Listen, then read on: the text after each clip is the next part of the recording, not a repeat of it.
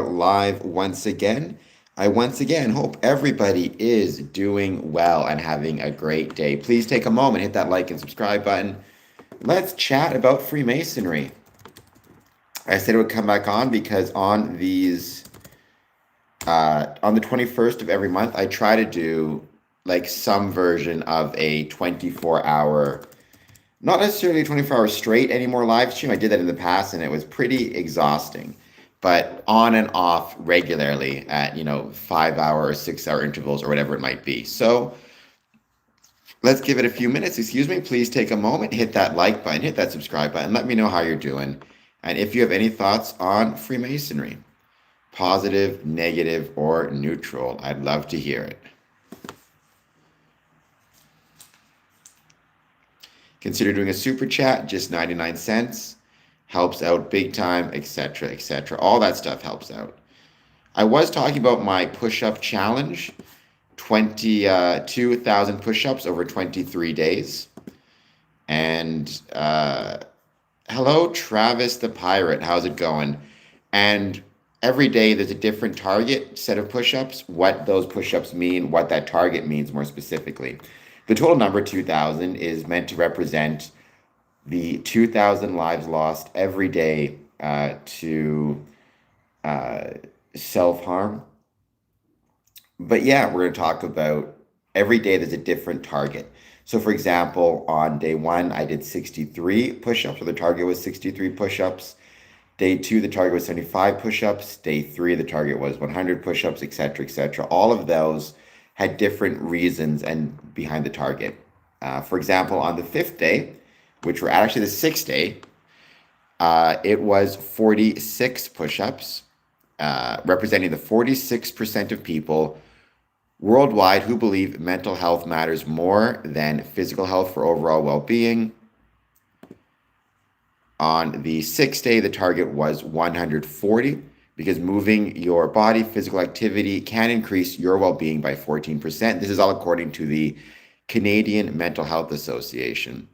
7th day was 89, representing the 89% of girls and women who report feeling worried or anxious. 120 push-ups was a target because spending at least 120 minutes in nature every week is linked to better health and well-being. So my point of all of this is we as Freemasons should care about our mental health and our mental well-being and those around us, and we should take steps to do what we can to improve our mental health and well-being.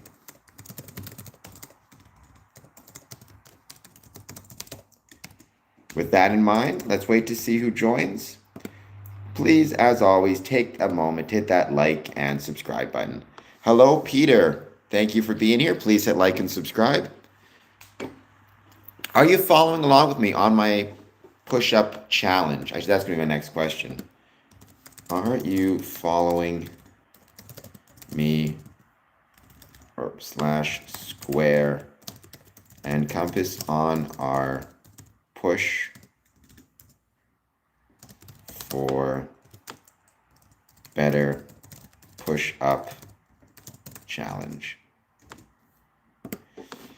Peter Chev, I assume you're saying wow because I'm so handsome, which is very nice of you. Please take a moment and hit that like and subscribe button. There we go. And let's wait to see who joins. So I'm not sure. Welcome back, Kilmon. I'm going to call you Click. It's been a little while since I've seen you. I'm not sure what 1 Corinthians is. Let me know what it is.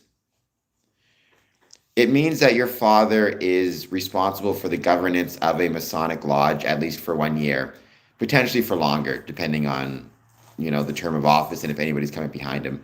Just means he's responsible for the governance of a Masonic lodge. It's a democratically elected position. I enjoy being on stream and talking about Freemasonry. Please hit like and subscribe.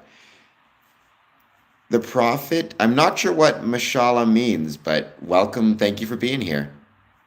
All right, Click, welcome. Thank you for being here. Freemasonry is not satanic, so you are incorrect.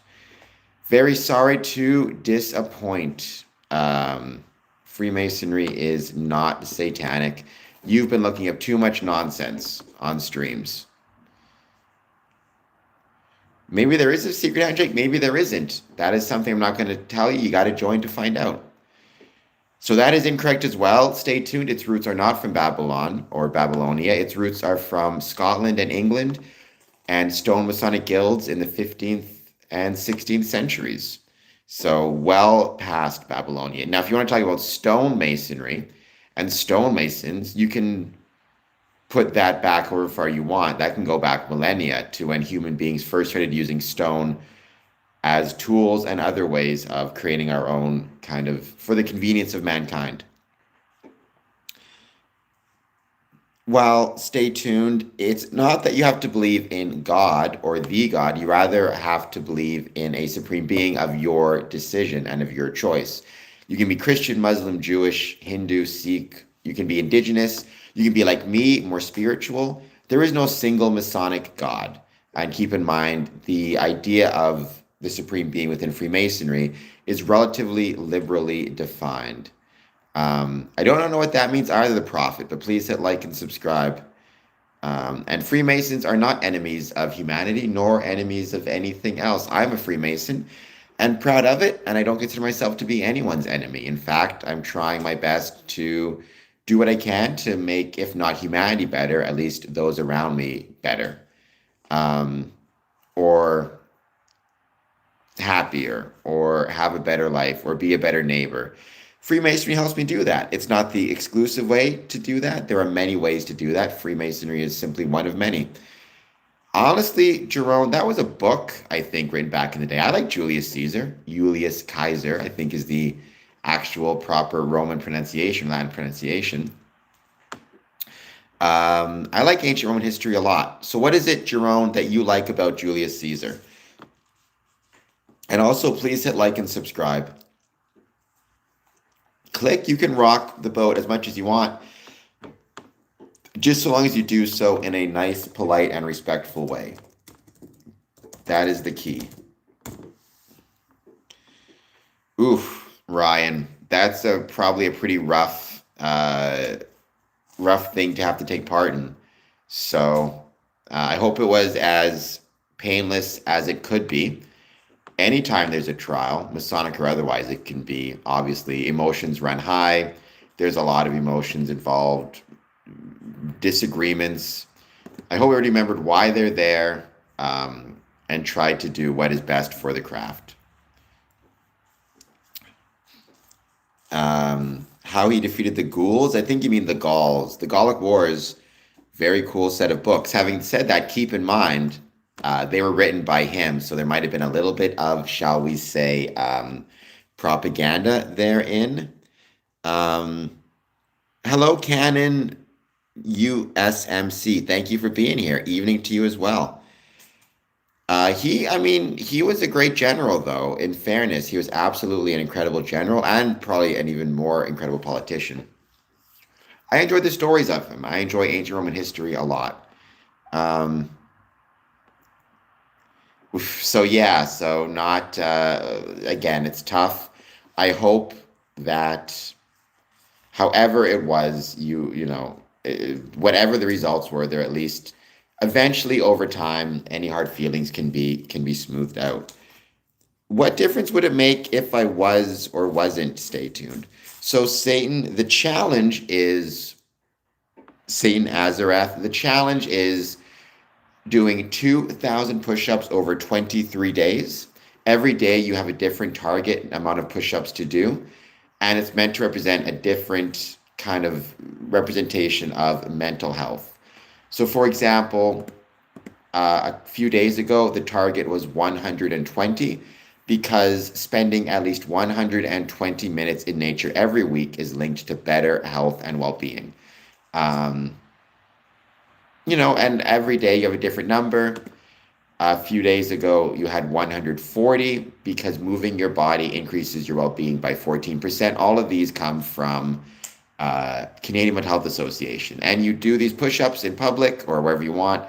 You create a fundraising page and you try to raise funds to support mental health within our communities. I think we as Freemasons should care about our mental health and the mental health of those around us and our communities.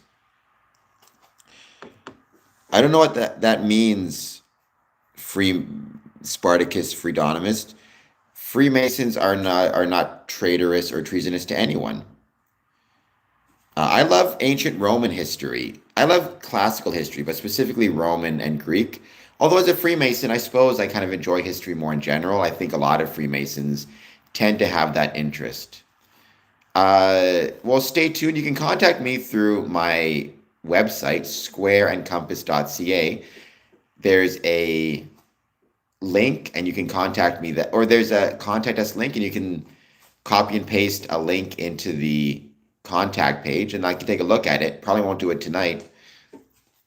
I have no idea what that means, Marcus, but please hit like and subscribe. Crushing Wizard, welcome back. Thank you for being here. It's good to have you here once again. At least I think you've been here before.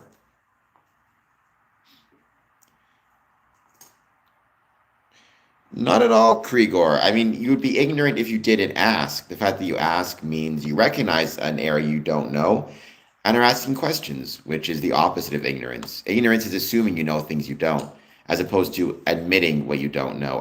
Freemason. So a Freemason is a member of a Masonic lodge, or otherwise known as a civic or civil group known as the Freemasons. It has existed for about 300 years, a little bit more.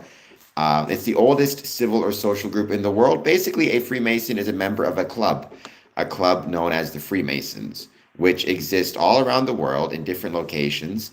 It has different governing bodies and different governing structures depending on where you are, but ultimately, member of a club, member of a civic institution or civil group. Thank you for hitting the like. Well, that's good. I'm glad the verdict gave you hope. And I hope to the person whose verdict was on their side, then I hope that they are happy with the verdict and can move on. And to the person whose, the verdict went against, I hope that, they are able to not take it personally, even if it turned out, really the opposite of what they wanted. They, pick themselves up, move on with their life as best as they can. You're not going to get everything you want, not just in Freemasonry, but in life. Right? And it's important in those circumstances. So just keep moving forward. Well, don't say dumb stuff, first person Victoria, and you won't get yourself censored. And thank you for hitting the like button. Interesting. A lot of people are actually following me on the push for better push-up challenge, more so than I thought with 18 votes. So thank you for that. All right, guys, let's give it a bit more time and let's see who joins. Please take a moment, as always, to hit that like and subscribe button.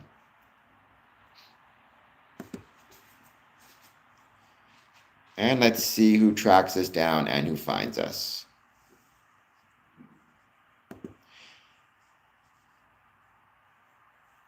I never had legs, so I would assume I weigh less than people with legs. Would it make a difference if I was gay or straight as a Freemason? It doesn't seem, to be a Freemason, it doesn't matter if you're gay or straight. Center of gravity, well, I mean, if you're born without legs, then what that means is you get used to your center of gravity being wherever that center of gravity is, right? So I think it is certainly the case that somebody who loses their legs later in life, or their arms, or whatever it is, like a limb, or suffers some type of disability, or amputation, it absolutely, I think, can be the case that you kind of have to relearn everything. You have to learn how to walk again, learn how to balance again. Your center of gravity is different. And as a consequence of that, yeah, I think it would be difficult. Having said that, it's absolutely possible, and many people have lost their limbs, and then, you get artificial limbs, you get a wheelchair, whatever it is. And for example, the Paralympics are coming up in a couple of weeks, and with that, what you see are many athletes who lost their limbs later on in life, discovering sport, discovering athletics, and, going on to compete for their countries. Well, stay tuned, squareandcompass.ca. Send me the link. I will take a look at it. I can't promise when I'll take a look at it because I'm swamped, but I'll take a look at it when I get the chance. You get used to it, right? You get used to the practice of it, first person, Victoria. It's one of those things where you just kind of need to have the practice and lots of push-ups over the years, that's for sure. All right. And we do have way more people following than I thought we would on the push-up challenge, so that's much appreciated. Though it depends on the number. Like today, I had 170 push-ups to do, which was the most I've had thus far. Definitely by the time I got to 155, 160, I was feeling it, that's for sure. I don't think my push-ups were quite as straight as maybe I wanted them to be.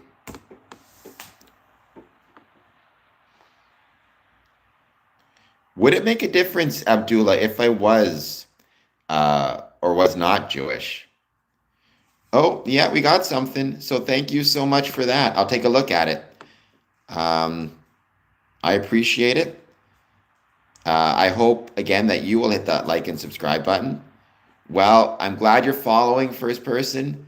Again, I try not to ban people, but I will put you in a timeout if I find you get annoying. So that is just the price you pay for being on YouTube.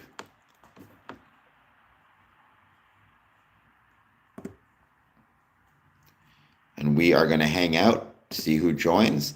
I have no specific topics. It's just hanging out and chatting with people and seeing like what you guys want to talk about.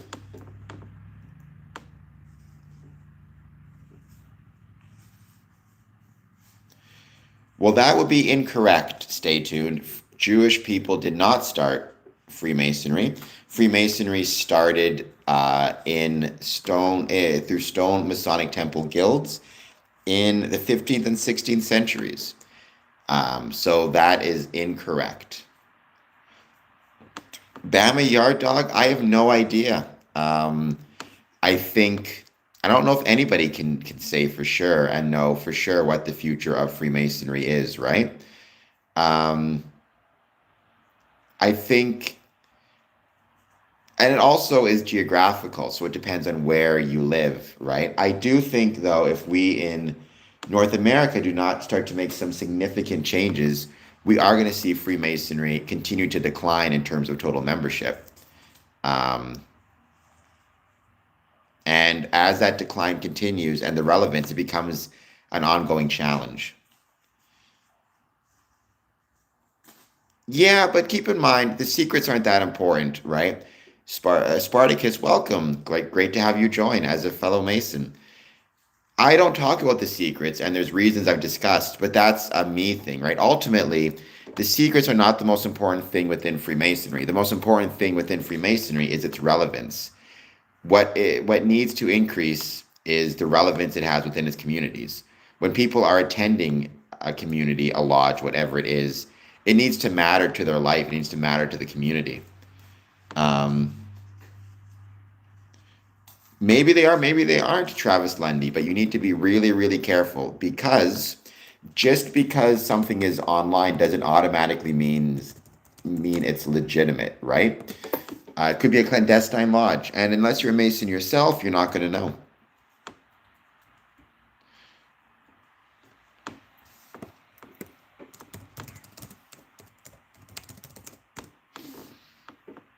Donald Trump, I mean, I'm not a theologian, but I'm almost certain he is not. Uh, Jesus, I guess, talk to a religious figure, but I can't imagine he is. This is not a cooking channel, Crisis Cycle. I'm very sorry. I cannot help you with that one. I cannot cook to save my life. Just ask my friends. I can order a pizza, though, with nothing but $20 and a phone. I can order a pizza in no time. Hello, YouTube verified Jesus. I did not know YouTube verified Jesus. Please hit like and subscribe. Ben 23 Speed. Well, you're saying a bunch of weird stuff. So, hello, Holy Face. Yes, I got a big nose. Please hit like and subscribe. I've grown to accept the fact I have a big, ugly nose. I have to accept that fact since I'm on this channel. People keep telling me that. So, there you go. I've grown to accept it.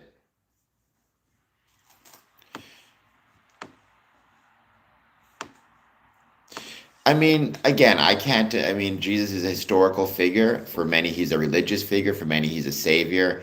Freemasonry is not a religion, nor is it political. So, asking a question about Donald Trump and Jesus would be two things that Freemasonry has no official or unofficial stance on. Individual Masons will have their exclusive opinions on both of those questions and any question about religion or politics. Um, Many people disagree with you, Ace Ventura. Please hit like and subscribe, by the way. I don't think you've been on the stream before, so I can assure you many people say my nose is ugly. Any thoughts you guys have on Freemasonry, positive, negative, or neutral, please let me know. We're just hanging out chatting.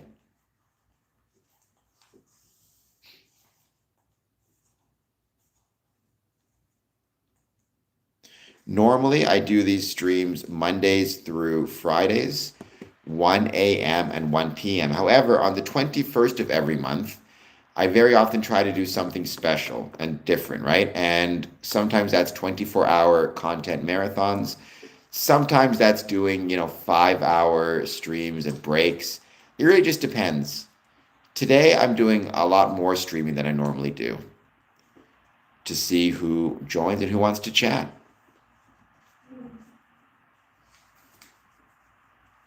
I was asking before, obviously, with the US-led blockade, Cuba is struggling a lot right now. There are presently, let me see if I can actually get the numbers here. Let's see. There are presently approximately 20 to 30,000 active Cuban Freemasons. Presently, mosquito-borne diseases are growing due to a lack of garbage collection and no fuel for fumigation trucks. If you know of any ways to support our Cuban brethren or families, let us know. Yes, Knights of Columbus are a Catholic organization. However, they're a great organization. I have no issues at all with Knights of Columbus. In my opinion, plenty of sand in the sandbox. Freemasons are not Luciferian. So, Jen, there are groups that are for women Freemasons. There's the Order of Women Freemasons, which is very prominent within England at the moment. There's also Co-Masonry. There's also Eastern Star. So that can happen. Certainly their numbers are less than in the fraternal side of the order, but it's possible. Jen24, please hit like and subscribe. Brent, I mean, Freemasons and Knights of Columbus do interact. I've known a couple people, believe it or not, who were both Knights of Columbus and Freemasons. So they're just different organizations, that's all. Well, Freemasonry is not secret. I'm talking about it here. There are private elements to Freemasonry. However, that doesn't equate the same thing as secret. Private, there's many valid reasons to keep things private, including for the creation and the development of brotherly bonds and fraternal bonding, to create shared experiences, to create bonds through shared experiences and shared knowledge. I mean, they're much less common, but it doesn't shock me. It's very possible.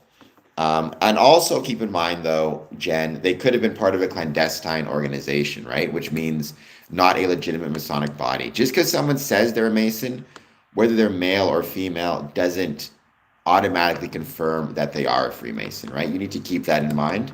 In the same way, just because someone, for example, is wearing a ring that has a square and compasses on it, it does not automatically mean that they are a Freemason. They could purchase a ring. They could get it through a family connection. Who knows? They could find it, for that matter. They could have stolen it, but very often they'll just purchase it because they like the design. So you need to keep that in mind as well. I do not know what a profane Freemason Bible is, nor do I know, for that matter, when you say Freemason Bible, precisely what you mean. There is the term Masonic Bible, really it's the King James version of the Bible. It just has a square and compass on the front of it and a place for brethren to sign when they join. It's like a keepsake. Jimmy Dean, it is not. It may have been a depiction of what Stanley Kubrick thought happened in a Masonic meeting, but Stanley Kubrick was wrong if that's what he believed. Or it could have just been an exclusively fictitious event entirely created within the mind of Stanley Kubrick. But it is not what happens in a Masonic meeting, believe me. I suppose it would make Masonic meetings more interesting in some ways, but I would probably not stick around and be a Freemason if that's what happens in Masonic meetings, just for the record. We got the hearts. Is that Smokey? By the way, Smokey, if we're still good for our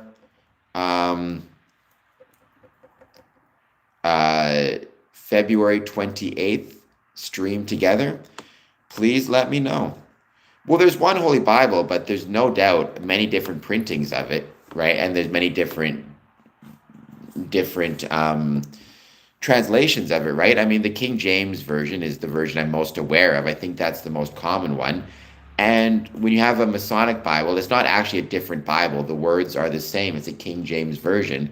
It just happens to have a scoring compass on the front and a space for signage, where your brethren can sign their names to it and give it as a gift. I've never sacrificed anyone in Freemasonry, mock or otherwise, for the record. And I've been to over 1,000 Masonic events all around the world.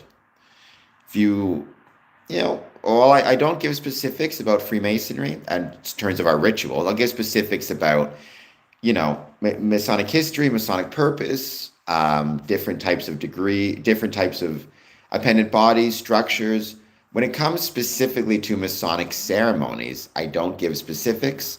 I've talked about why that is. I always say, in general, there's nothing illegal, immoral, or not just in general, I always say when it comes to ritual and Masonic ceremonies, despite what conspiracy theories say, there's nothing illegal, there's nothing immoral, there's nothing unsafe, there's nothing that would be contrary to one's political, civil, religious, or familial responsibilities. Beyond that, there is an element of a leap of faith to joining. You get to know the brothers, you get to know what Freemasonry is all about, at least in the lodge to which you're interested in joining. You talk to brothers, you get to know them, you ask them questions, and then at a certain point, you kind of take the leap of faith and you join Freemasonry. Moloch is not related to Freemasonry, and Bohemian Grove is not related to Freemasonry either. Well, different times throughout history, Freemasonry has been more or less private, but there's nothing taboo about me talking about Freemasonry, and certainly about my experiences within Freemasonry, right? And why I love it, right? My whole goal of this channel is to turn my passion for Freemasonry into a profession. So please consider doing a super chat. Just 99 cents would help out big time. So please take a moment, consider a super chat, consider hitting the like button and the subscribe button. Follow me on social media as well, comment on my videos, all of that good jazz. It helps out big time.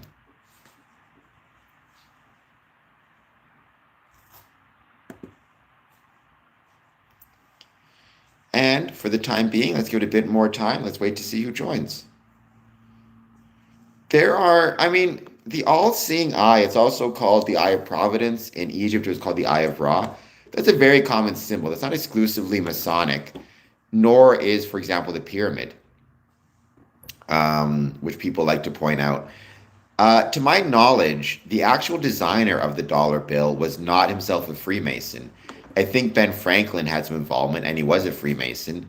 But pyramids, the all-seeing eye, Egyptian symbolism was actually an incredibly important kind of, or very popular amongst a variety of different people back in the day, right? Many kind of upper crust individuals within America and England, for that matter, were big into Egyptian artifacts and symbolism. It got incorporated in a ton of different places. Look at the obelisk, right, in Washington, D.C.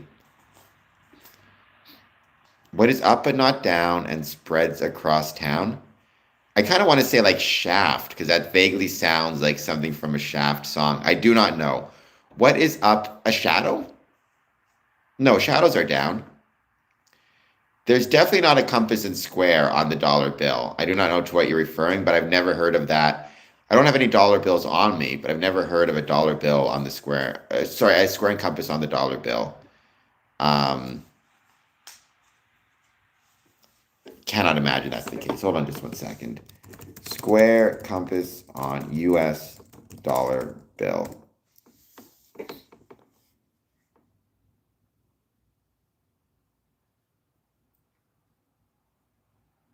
Yeah, so I've never heard of a square and compass on the dollar bill.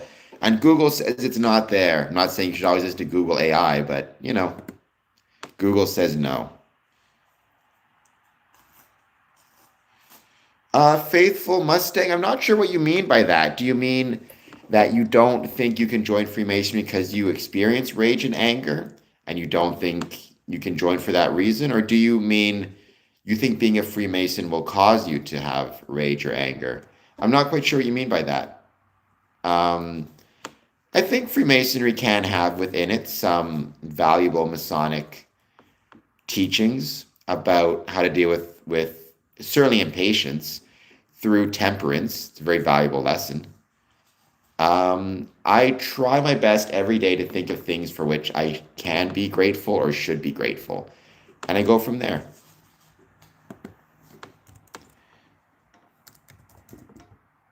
What is I think you mean circumspect, right? I think you mean circumspect. Circumspect means basically wary, is the way I describe it. Kind of wary or cautious. So, for example, if I was a spy traveling to a foreign country, I might be circumspect when I'm asked what I do for a living, or if I do classified information, or if I have a lot of money in my pocket and I'm walking around town, I might be circumspect as to where I choose to walk, depending on, if I'm worried about getting robbed or something.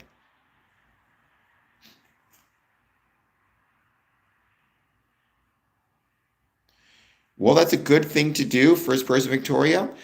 I mean, faithful Mustang, I think, Freemasonry can provide you with some tools to help you better deal with your anger. Um, it's not by any means the exclusive way to find those tools. I think very often sports and physical activity can be a great way to manage anger. Um, I think other clubs, I think maybe even sometimes you may want to look at different religious options depending on what your faith is. But I think, the idea of, I've always said this before, if you're waiting to be perfect before you join Freemasonry, that's a big mistake because you're never going to be perfect. And so therefore you'll never join. I'm not perfect. Um, it depends on how significant the flaws are, right? Like if your anger management issues are so great that you just feel like you're never going to be able to focus on anything, or like you feel like you have no way or ability to control it, it may be best to at first seek professional help, talk to a doctor, talk to a therapist about ways to get that under control, not fully, but at least somewhat. But if it's a matter of, hey, there's parts of yourself that you wish to improve, everybody has parts of ourselves that we wish to improve. There's absolutely no reason why that should not, like, there's absolutely no reason why having issues with anger should automatically preclude you from being a Freemason. Because again, we're all imperfect in different ways, including myself. Um, I would say Freemasonry, one of the things it does preach, though, is tolerance and kindness. And so if you get angry about racism, there should not be any racism within a Masonic lodge. I'm not going to say there's never, that doesn't exist because Freemasons are human beings and we have all of the flaws of being a human. However, that is not to say, Freemasonry has always throughout history taught the value of tolerance. I think it's one of the most beautiful things. I did Wild and Fresh. I did 170. Desmond, please hit like and subscribe. Faithful, thank you. I hope you'll hit the like and subscribe button. If you enjoy my wisdom, consider doing a super chat. Just 99 cents. Sometimes, and sometimes I choose to tolerate you by blocking you, which is a form of tolerance, actually, though you may not believe it. Um, because it's no different than if I'm dealing with somebody who is being annoying or being difficult. Choosing to walk away and end the conversation is sometimes the most intelligent thing you can do. Um, Bad bro. No worries, Courtney. I'm just happy that you're here. So, Jimmy Dean, you'd have to define the term occult. I mean, if by occult you simply mean, if by occult you simply mean hidden, then sure, you can call Freemasonry a cult if you so choose. But Freemasonry is not occult in the sense of kind of the negative way it sometimes is defined. In terms of what are Masons' stance on spirituality, it depends on the Mason, right? Masons will have very different views. It's kind of like asking, for example, what are the I'm trying to think of a good example of this. It's kind of like asking what are football players' thoughts on spirituality. There is no single view on it. I would say in general for myself personally, I'm not a huge fan of kind of the supernatural, if that's what you mean by spirituality. Well, then no. Freemasonry is not nearly as connected to occult or really at all. Even Aleister Crowley, he was more than likely a clandestine Mason, for the record. Um, it would not make a difference if I was LGBTQ or not, Monkey Wrench. Um, Being a Freemason, we do not discriminate against members of the LGBT community. I am not a 33rd degree Mason. I'm an 18th degree Scottish Rite Mason. I'm also the highest degree within Freemasonry, which is the third degree. So keep that in mind. And please hit the like and subscribe button.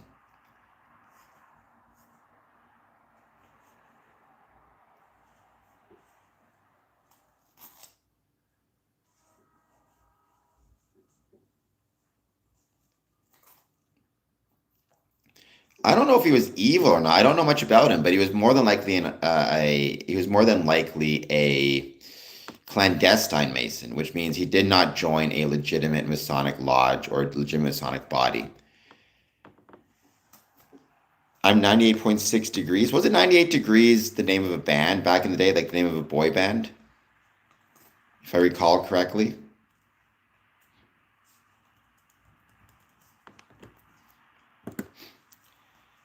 I've been a Mason for 20 years. I've never performed a ritual exclusively by myself. That's not how it works, but I've taken part in many Masonic rituals and I've witnessed many more. So there you go. I guess I am proud of all the different Masonic rituals I've taken part in. I've taken part in or watched them around the world in North America, South America, the Philippines, England, and Scotland. I don't know enough about him to say. Like, I keep, he was from England. I do not know almost anything about him except the fact that he more than likely joined a clandestine lodge out of Mexico, which means not a legitimate lodge. Um, he also started something called Thelema, but I don't know what it is. Um, oh, well, then I guess it would be evil. I never heard that. Again, I know about his Masonic history a little bit, but that's really about it, right? Like let me see if yeah, he traveled to Mexico via the United States, selling in Mexico City. Um, he later said he'd been initiated into Freemasonry while in Mexico. However, just because he says that doesn't mean it was the case. And it could very well be the case that he never was, in fact, he never was either brought into Freemasonry or brought into legitimate Freemasonry or regular Freemasonry. So bad, bro. I don't disclose details of Masonic ritual, except to say that of all the Masonic rituals I've seen, I've never seen anything that would be illegal, immoral, or against one's civic, religious, familial, employment, or any other type of responsibility. Beyond that, I don't share secrets of or details of Masonic rituals because doing so, there's a lot of different reasons, right? I've talked about many of them in the past, but one of the big ones is if you want to join, part of joining is the idea of a leap of faith. If I'm telling you what to expect, um, it takes away from the ritual for you. You should be going in there and paying attention to what's happening and what the ritual is, not what I've told you you should expect to happen. Yes, I will first person, Victoria, so don't disclose it. I also, though, keep in mind a lot of things you say are incorrect. But the reason I put you in timeout for that as well is because, again, I don't want people going into Masonic ritual with any expectations other than what's told to them from their Masonic lodge. One of my favorite expressions, right, is happiness equals reality minus expectation. If you've said a whole bunch of stuff on stream, some of which is true, some of which is false, people see that and they decide, hey, I guess I'm going to,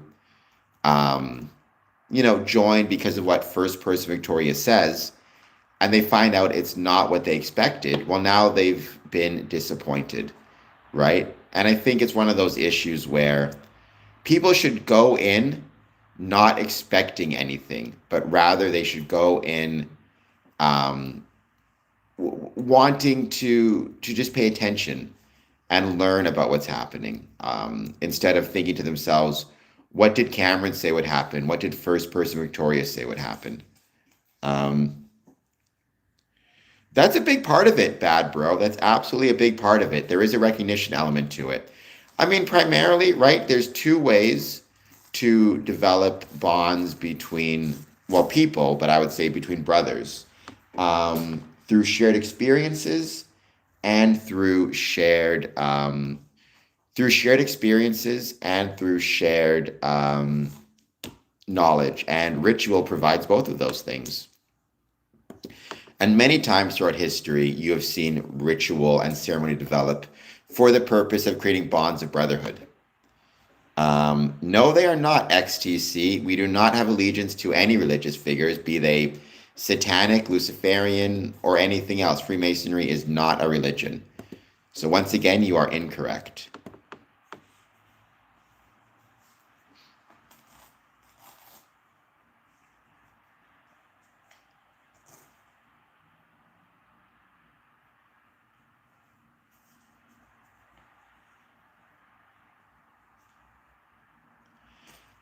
But clearly, you've been looking up too much nonsense on social media. Freemasonry is ultimately not a religion. So it has there's no such thing as like a Masonic God, quote unquote, or a Masonic devil. That's not how it operates. We're just going to hang out, wait to see who else joins. Please consider doing a super chat, just 99 cents. Please consider hitting that like and subscribe button as well. I mean, movement's not a bad term. I would just call it a club. A club, right? I mean, there are no set beliefs. Freemasonry is not a religion. It doesn't have a dogma attached to it in the same way a religion, or for that matter, a cult will have. Every Mason will have his own beliefs or her own beliefs about religious matters or political matters or social matters. Asking what are the beliefs, it's like asking what are the beliefs of, you and your friends when you go out on a Friday night. I suppose at its core, the beliefs are you enjoy each other's company and spending time with one another is worthwhile. I suppose if you want to argue it, you could say that maybe is the best way to define the beliefs of a Freemason, which is spending time with other Masons is worthwhile. How that time is spent depends on activities of the lodge, right? It's like a fraternity, yeah. I suppose I never really thought of this before, but honestly, if I had to define, I'm getting some water. If I had to define the beliefs of Freemasonry, I would define it as that. I would define it as the belief. Oof, I'll be right back in a second. the belief that spending time with one another is worthwhile and is valuable. I got my water here, keeping myself hydrated. I hope that made sense, bad bro. I hope you hit the like button and subscribe button and consider doing a 99-cent super chat.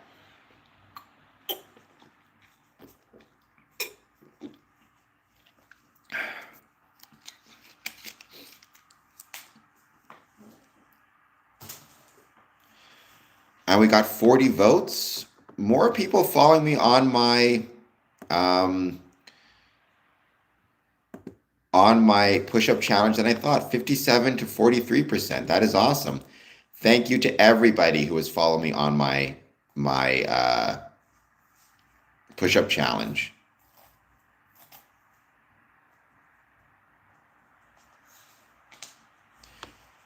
It is not a religion.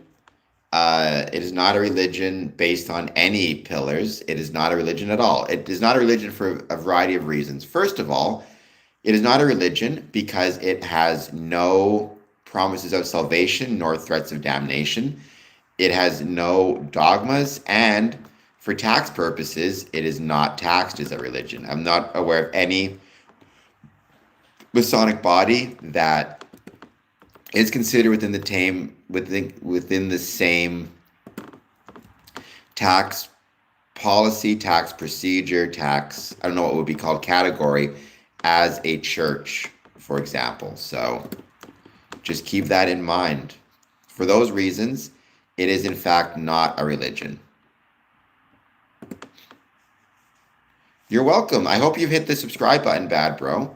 And thank you for being here, as always.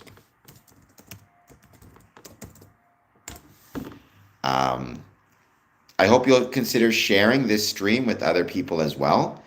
It's absolutely, sharing, commenting, all that stuff helps out big time. Well, I mean, different lodges will be, in different categories. I can't speak for everyone. I'm not aware of any single Masonic lodge anywhere that, for taxation purposes, is considered a religion. Or for that matter, I should say Masonic bodies, right? Sure, Masons will donate to charity. Many Masonic organizations have maybe a charitable status, like Masonic Charities Foundation out of England, but they don't have religious designations, at least none that I've ever heard of. To join, you have to be of the correct age. In many places, it's over the age of 18. In many other places, it's over 21. It just depends where you're at and what the rules are. But at minimum, it's usually 18. You have to believe in a supreme being. That supreme being is very broadly defined. You can be Christian, Muslim, Jewish, Hindu, Sikh, indigenous. You can be like me and not follow any religion.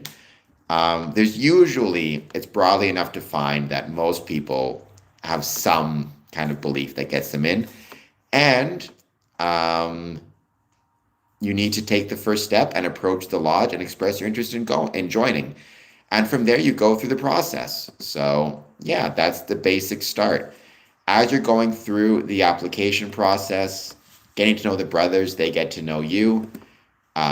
More of the kind of the ideas of Freemasonry and whether you'll join or not are decided at that point. But anybody can start the process, again, so long as you're of the correct age and believe in a supreme being.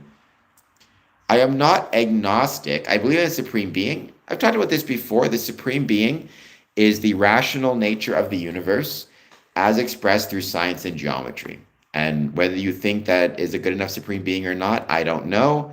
But that is my supreme being. So you can take that for whatever it's worth. But again, Freemasonry is not Gnostic. It shares certain qualities with Gnosticism, for sure. But that's not the same thing as being Gnostic.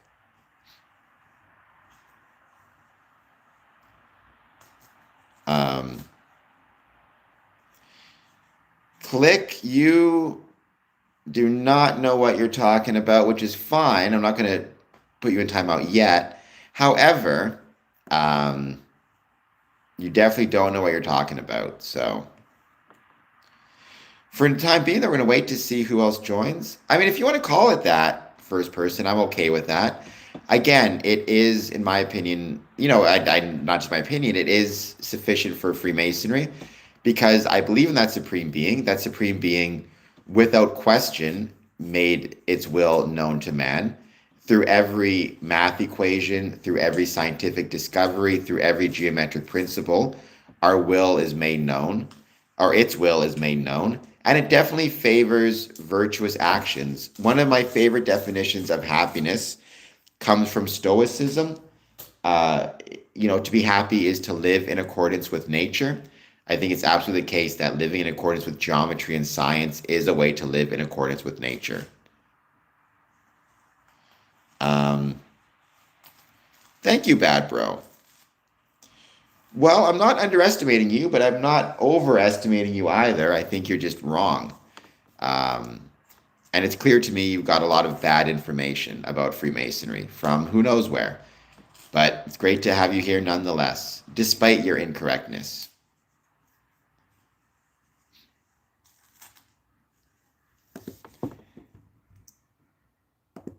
I've been mentioning the different push-up numbers I've been doing and why. I had to do one day a target of 64 because 64% of people worldwide use social media, which obviously means 64 can be, social media can be a positive tool for mental health or a negative tool. In the same way, it can be a positive tool for mental well-being or negative for mental well-being. It can also be a positive or negative tool as it relates to um, Freemasonry and how we choose to use it. You know what? That'd be a good idea to bring back again, Mario Heat. I should do that. Maybe next weekend I'll do a midnight movie watch along. I'm not gonna make any promises, but I do want to bring it back. Well, the checkered floor represents duality. It can represent good or evil, right or wrong, or just two opposite sides of a spectrum. And as Freemasons, trying to focus on the positive path or the good path, virtuous path, if you will. It can also be sometimes called the mosaic pavement, which represents uncertainty of things in life and remembering to be, temperate in our or prudent when things are going well, and to avoid despondency when things are going poorly. I'm not sure if that's the case. I know you're talking about the fine tuning argument, but I'm hesitant about fine tuning.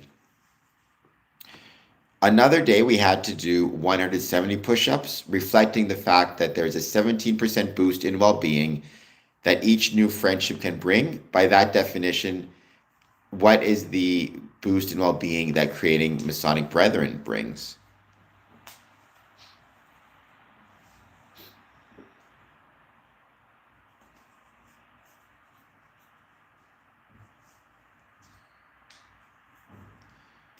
All right, we're going to just hang out and wait to see who wants to join. Although, again, going back to what you were saying before, um, I personally, I'm not sure if I believe in the fine tuning theory, but many Masons do. Freemasonry is not a religion. There are many Masons who have many different um, beliefs about, for example, the theological world or how the earth was created or whatever it might be.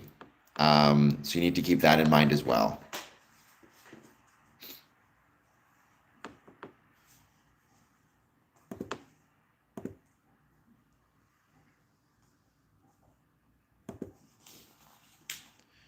And let's wait to see who joins.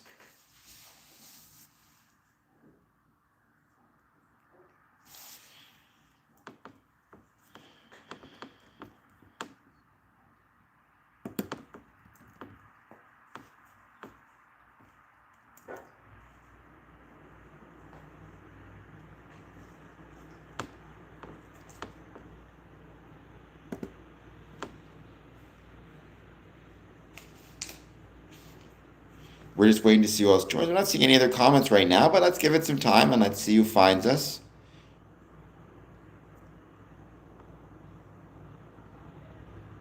What is the game Othello? I've never heard of that before. I mean, I know about Othello as in the Shakespeare play. Is that to what you're referring?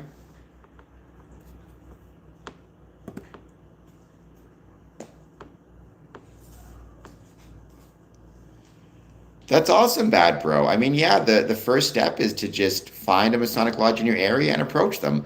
Where is your area, if you don't mind my asking, your local area? Um, because hopefully, I can, it depends where you're at. I may be able to, I may know some Masonic lodges within your area. I do not know for sure. Despite what some people think, I don't know about Freemasonry everywhere. Did you hit the like and subscribe button when you farted? Why though? St. Lucia. I mean, there is a lot of Freemasonry in the Caribbean, but I don't know about any lodges in the Caribbean. Let me look that up because I'm curious now. Give me just 1 second. St. Lucia Freemasonry.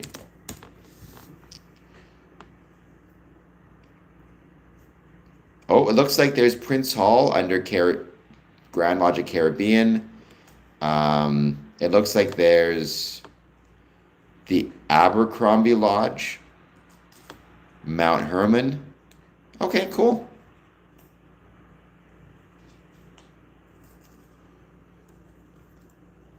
I mean, some of the origins came from Nazi Germany, Leo Taxil. Ultimately, though, I think I've said this before, in my opinion, it really does come down to a codependent relationship that people develop with conspiracy theories, meaning they struggle with their own lives, and instead of dealing with those struggles, they look to conspiracy theories to help them deal with how they're feeling. So that's always been my opinion. I haven't climbed any stairs. I'm missing my legs. I take an elevator everywhere. Oh, interesting. I'll look that up first person. I'm not a huge board game fan myself, but every now and then I get into it. So, maybe see if I can find some of my friends who are playing it, see what they think of it. Could be fun. Can you hit the like and subscribe button? That's the better question. I'm not sure if mainstream media has. I mean, I've very often found and been involved in creating or getting some pretty positive mainstream media stories involved within our communities. I find it's more of a social media impact than a mainstream media issue, at least in my experience. Well, I mean, Freemasonry, bad bro. Freemasonry is decentralized. What that means is there is no single governing body. The governing bodies are usually um, provincial or by country. So, for example, I'm a member of a Masonic Lodge in Ontario. I'm under the jurisdiction of the Grand Lodge in Ontario. What that means is there's a Grand Master in Ontario who sets all the rules for me that I have to follow. However, he cannot set the rules for a Masonic Lodge in, let's say, St. Lucia. That'd be under a different jurisdiction and a different Grand Master. There is no single governing body, and there is no single Masonic ritual. The ritual changes depending on which jurisdiction you're in. Even going from Michigan to Ohio, you see different ritual because it's different jurisdictions. There's a Grand Master in Michigan and a Grand Master in Ohio. Having said that, even though there are differences, it is ultimately common purpose, right? It's different rituals, but with a common understanding of what it means to be a Freemason and common forms of recognition. So I hope that you will. So I guess what I'd say is at your stage, you don't have to worry about those differences. Just make sure the lodge is recognized and legitimate. As Aristotle asks, how you know if a lodge is real or fake? Ask them to which Grand Lodge they are associated with or to which Grand Lodge they are chartered. And once they give you the answer, check on Google to make sure it's legitimate. By and large, in most places, clandestine lodges are so small, they tend not to have much of a actual online presence. So usually if you do a Google search, very often the legitimate lodges will come up first. But again, ask them to which lodge or Grand Lodge they're affiliated or to which Grand Lodge they're chartered would be the correct term. Um, well, a fake lodge would be a clandestine lodge. It would be a lodge that is not properly chartered or recognized. For example, I could leave my Masonic lodge and paint a sign that says Cameron's Masonic Lodge and put it on my door. That would be a fake Masonic lodge. Disaster prepared. Are you prepared to hit the like button? Zara, UK question mark. Freemasonry started in the United Kingdom, but it's still here around the world. I've always said Freemasonry is a story of stone and water. Stone is obvious because Freemasonry evolved from stone Masonic guilds. However, water because it was on naval ships that Freemasonry spread outside of England and through to the rest of the world. Hello, Lon. Welcome back. It's been a while since I've seen you. Please take a moment, hit the like button, hit the subscribe button, and let me know how you guys are doing. I'm almost at 3,590 subs, so let's see if we can get there. Shoot, Zara. I can't promise you'll know the answer, but I've been a Freemason for 20 years and I can at least try. I've asked that question many times, Aristotle. I don't know what the answer is. I would honestly say yes if an alien came and asked to join, because I'd be terrified of saying no. But also, I don't see why inherently they couldn't join. It's not men exclusive, Zara. There are the Order of Women Freemasons, there's Eastern Star, and there's Co-Freemasonry. Have a good night. You're almost at 3,000 subs, Lon. Keep up the great work. You should be proud of yourself. Getting to 3,000 is a really big deal. So you should be proud.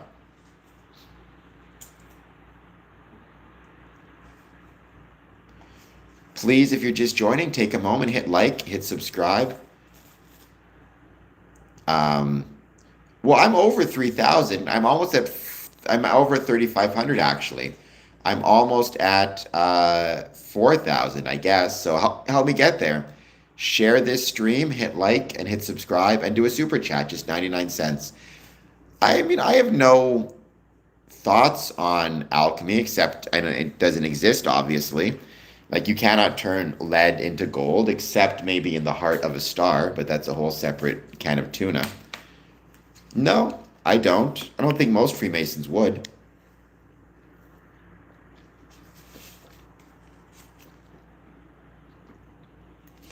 Well, I'm not sure what spiritual alchemy would mean.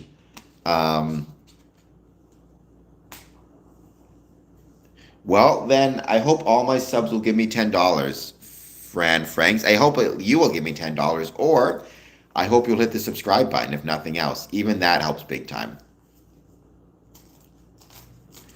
I mean, I guess define spiritual alchemy, because I need to know more of what you mean by that.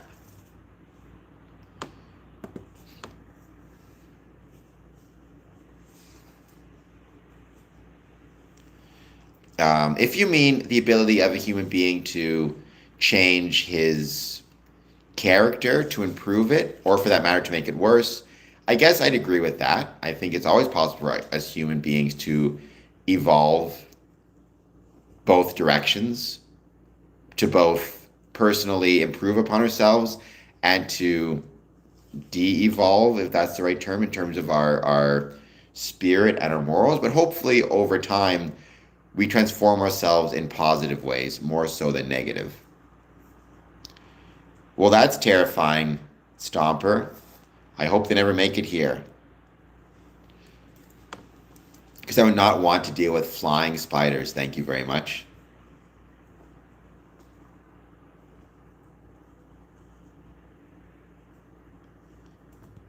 Please take a moment, once again, to hit that like and subscribe button. Well, Masonry is ancient. Freemasonry, not so much, but Masonry is definitely ancient. I mean, the creation of the building, shaping, building with stone or shaping stone or using stone for human monuments, shelter, tools. I mean, it goes back millions of years. One Freemason has been to the moon for sure, Buzz Aldrin. I have a coin commemorating his going to the moon, which is kind of a cool little note.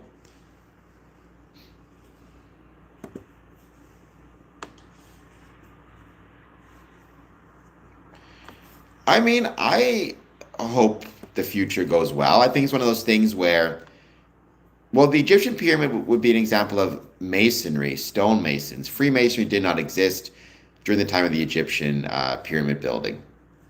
I would not say the past is a snooze fest, Zara. That I would definitely disagree with you. I will not, Jerry. Hit the like and subscribe button. How about you do that?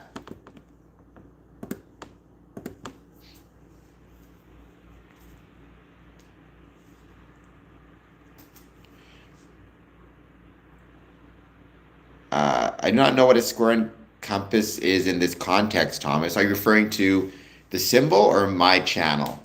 Um,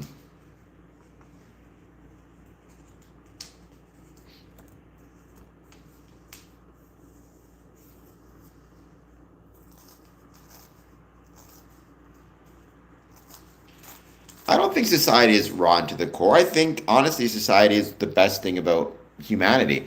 I think individuals can be and very often are rotten to the core, but I think what society does is it tempers that rottenness.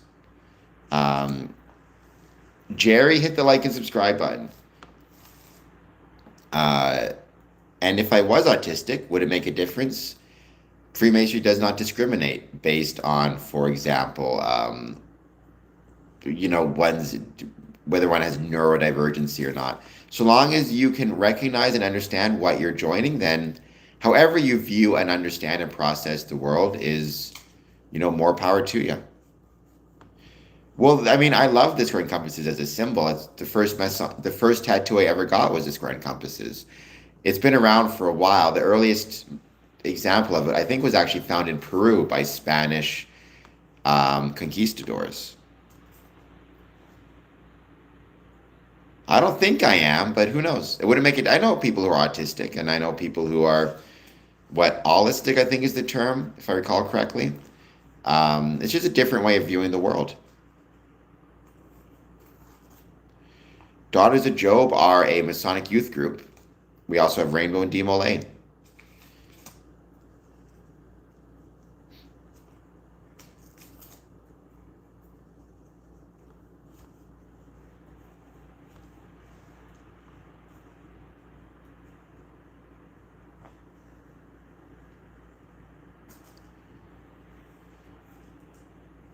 We are just hanging out. Waiting to see who joins. Goodbye. I mean, I guess I'm a normie. I don't know, Zara, but thank you for being here. I hope you've hit the like and subscribe button, and I hope you're doing well. We're just hanging out. I'm just answering questions, chatting. On the 21st of every month, I kind of do, I guess, a content kind of marathon.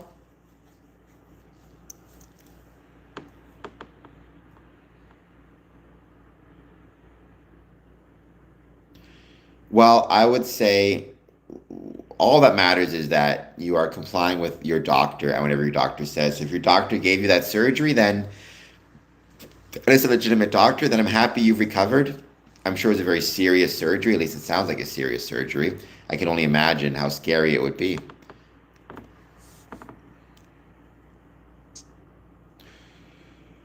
Well, I mean,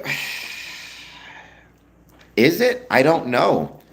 We've never come up with that thing. I mean, let's think about it. An alien comes, hello, Bertholomas. An alien comes to your lodge and says, let's say for the moment, it wants to join. Right off the bat, what is the tombstone information you're collecting? Because even to get an application, you need to have, a name, a phone number, contact information, an address. You need to live in the area which you're applying to join. Like, how exactly, where does an alien live? Because there's practical applications of that, right? Like, you need to be able to contact this alien. You need to be able to keep in touch with him and send him a summons. Does the alien understand finances of any sort? Could he pay his dues? Would he know what that even meant? Then, if he's, well, a homeless person in theory could be a Freemason. For example, their mailing address may be the shelter at which they're staying, or maybe a friend's place, or a family member's place. Not having an address is not an impediment to joining per se, but not having an address and having no way to contact is, or even more so, How would they know, for example, what it means to have contact information? Would an alien understand, oh, you need to get email addresses or phone numbers or send out a letter? You know, that'd be pretty challenging. On top of that, though, okay, so if they want to join the fraternal side of Freemasonry, the male exclusive lodges, is the alien a man? Does a man simply mean a man as in a human male? What if it is considered the male of its species? Is that equivalent to being a man? And then, does it believe in a supreme being? Does it speak our language? I mean, it actually gets really complicated once you start to think about it. Um, yeah, I don't know. I mean, maybe they have three sexes, four sexes in this alien species, but it just so happens the one that knocked on the door is of the, what we would understand to be male, however you define it, in the context of an alien species. Um, I don't think, I personally don't believe in aliens, Mario Heat. I don't think the declassified information is going to show anything. That's my own exclusive, humble opinion for whatever it's worth. I don't think these are going to show anything, but that's just me. Who knows? Maybe I'm wrong. I suppose that's a fun question to ask.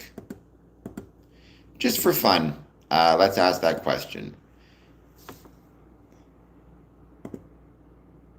Oops. If I could actually get to this thing and poll. Actually, 60% are not following me. 40% are. That's awesome. I mean, I was not a huge fan of Trump myself, but that's my own personal opinion. That's not a Masonic opinion. Robo, please hit the like and subscribe button. Do you think when Trump declassifies the UFO files, it will prove aliens exist and have visited Earth? Oops, messed up on this. Hold on just 1 second. Let's see. Oops. Let me try it this way. When Trump declassifies UFO files, will it prove... Oops.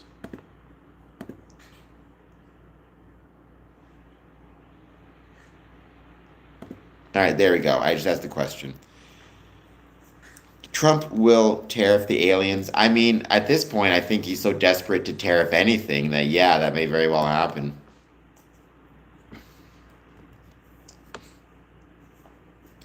Depends on where you're at, Aristotle. Depends on the jurisdiction to which you belong. My person, because again, there is no single rule, single jurisdiction. In my opinion, the best policy comes from the United Grand Lodge of England, which states that if you're assigned female at birth, but you transition to male, you can join a Masonic lodge, and vice versa. If you're assigned male and you transition to female, I understand you can join the Order of Women Freemasons. Though I can speak specifically for UGLE. Thank you, Jacob. Yeah, we're at 3,588. I'm getting a ton of comments. I'm hoping I can get a couple more subscribers so I can get to 3,590 before this stream ends. Fingers crossed. Interesting. No is at 60%. Yes is at 40%. I'm sure the Nazis did not master anti-gravity. That seems impossible. I mean, if they had mastered it, they would have used it, I'm sure, during the war, right? They would have used any advantage they could get. So I'm grateful they didn't, because I'm very happy they lost. I mean, I don't know what anti-gravity, I guess, means. Do you mean like hovercraft? Because that's been around for a while.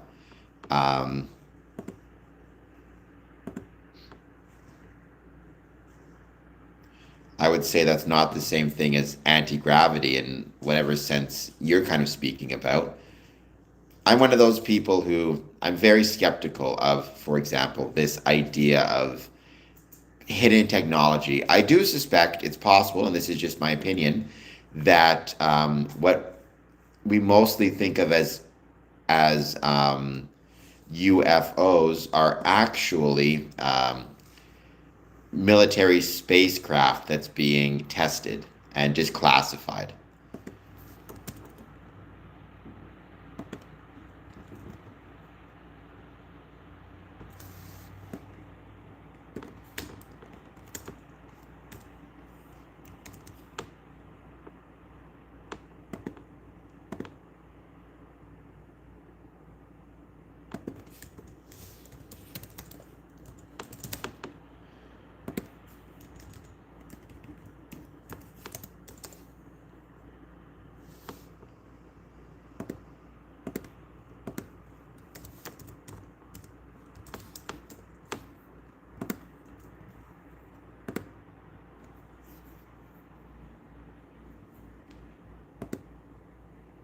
Oops.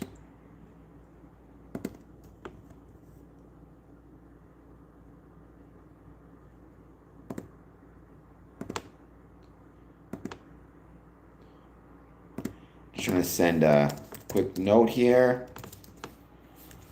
Okay.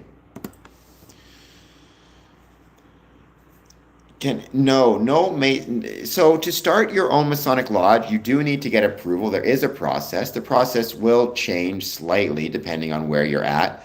But basically, you need to be already a Mason first, member of recognized lodge. Get permission first from the lodges within their district. They have to vote on it and say, yes, we're comfortable with another lodge forming. And then from there, you need to get the approval of the Grand Lodge. So no one single person. Yeah, you need at least seven in theory, right? You need at least a quorum, which very often is seven. Sometimes it can be, I've heard it can be as low as three, but that's very rare. Um,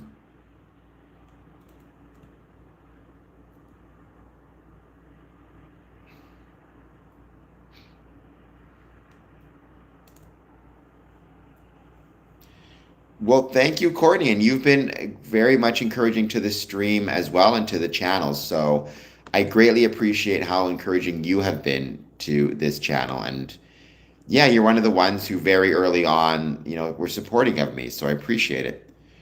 Well, I mean, if they had the money themselves, I suppose they could build their own building, but more than likely just rent out space. It would be self-funded in that it'd be paid for through dues, right?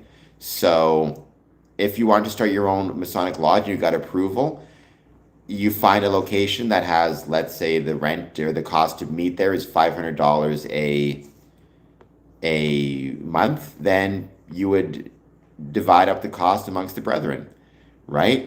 If you had sufficient money to actually build your own building brand new, that would be very impressive. But for a new building, new lodge, very unlikely. You would likely find space in an already existing building, either a Masonic building or maybe rent out space, that is already in existence. But Freemasonry is primarily self-funded, right? It's funded through membership dues.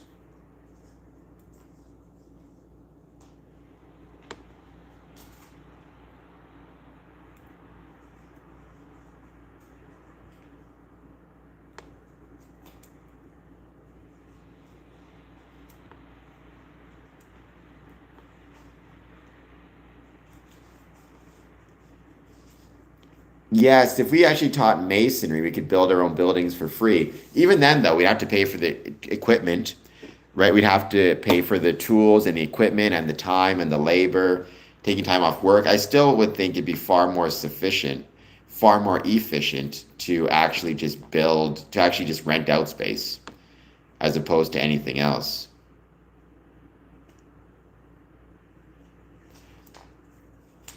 I would suggest having humility is the beginning of wisdom, the way it's experienced. It's not about denying wisdom, it's about having enough humility to recognize we may not actually be nearly as wise as we think or as wise as we believe. I think one of the biggest mistakes that we can make is this belief that we are wiser than we are. Or one of the biggest dangers is believing that we are wiser than we are. So yeah, there are actually, Samantha. I've done an interview with a few of them, or one of them in particular. Yeah, the Order of Women Freemasons.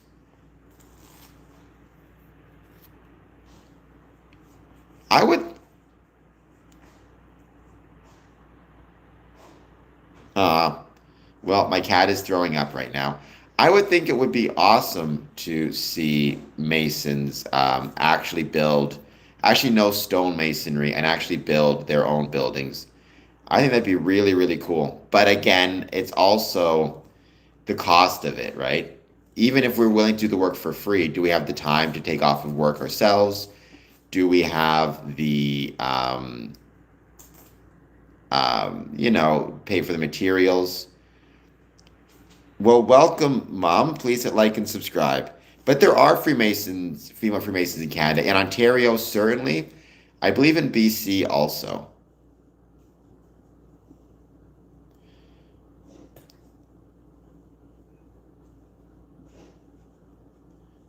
Poor Bandit. I think she has a hairball.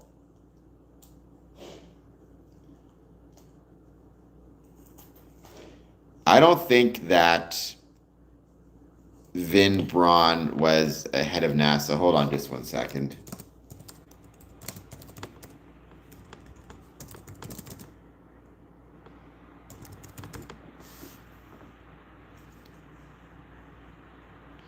So he was the director of NASA's Marshall, this is according to Google, Space Flight Center from 1960 to 1970.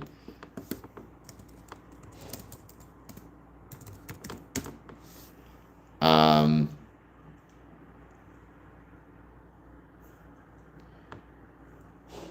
okay, so according to this is AI.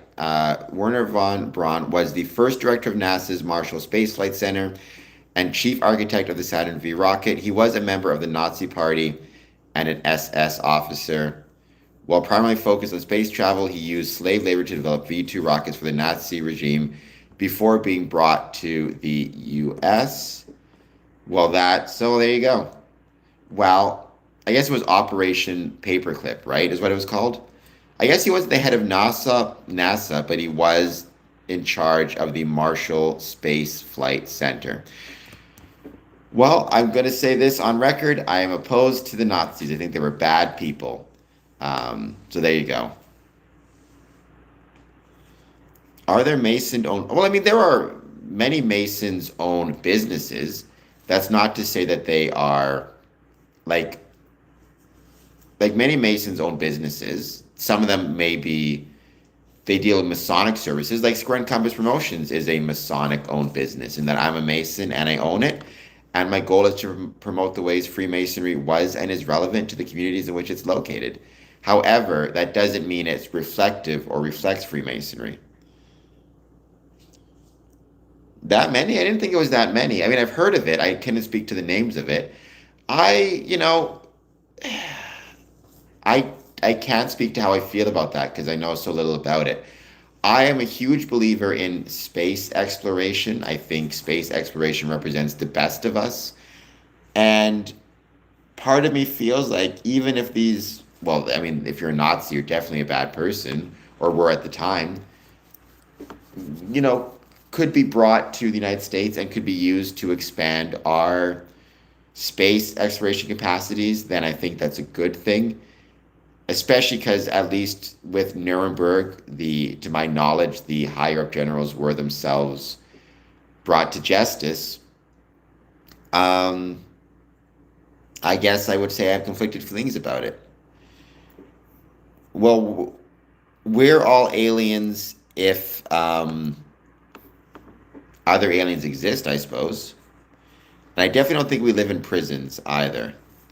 Uh, Unless you count the Earth as a prison, which I guess in some ways you could argue it is, in that the rest of the universe is incredibly inhospitable to life. So leaving Earth, you don't have a lot of options of places to go. I mean, Mars, the moon, and I suppose some of the planet's moons. I mean, there's a legitimate argument to be made there, first person. I'm not saying I agree with it or not, but I can recognize that argument. So there's no blood oath within Freemasonry. I've never seen a blood oath within Freemasonry. What I would say, Aristotle, is talk to the lodge, ask them, your questions, explain your concerns, and you go from there, right? And they can help guide you through it. And again, there is a leap of faith element because there's only so much they can and only so much they should tell you, to be honest. But just go through the process and, talk to them. Express your concerns, why you're concerned, and you go from there. But I've never seen a quote unquote blood oath within Freemasonry. I'm not even sure exactly what that would mean or look like, other than it seems like it'd be highly unhygienic.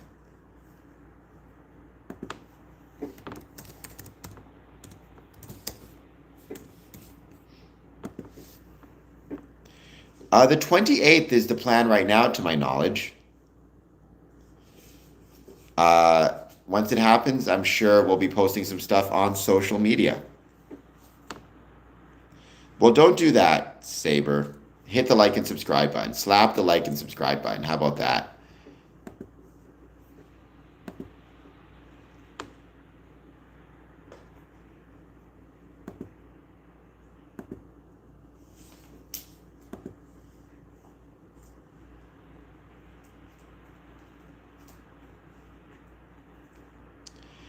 And for the time being, we're just going to wait to see who joins. As always, hit that like button, hit that subscribe button. Any thoughts on Freemasonry? Let me know, positive, negative, or neutral. Help me get up to my almost 3,090 subs. I'm at 3,588. I had to get up to 3,590 at some point. Nope, I've never seen anything in any ritual that I would describe as crazy or unreasonable. Or, as I always say, never seen anything in Freemasonry that I would describe as illegal, immoral, or against one's civic, religious, or moral responsibilities. Um, and nothing that would offend. I've never been offended, and I think I'm a normal, average person for whatever it's worth. Now, people may disagree with me about how normal and average I am, but that's a whole other can of tuna.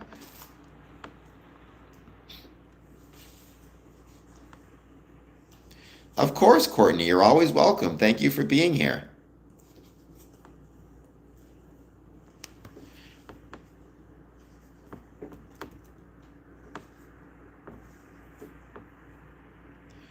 Well, no worries. Thank you for being here. I'm going to be back in just one moment. Just going to make sure Bandit's doing okay. Poor cat. Let's see. Dealing with hairballs as I'm doing with this. I mean, I'm pretty sure Hitler is dead. I don't think he escaped to South America. I mean, anything's possible, I suppose, but I would find that highly questionable, personally. Oh, well, there she is.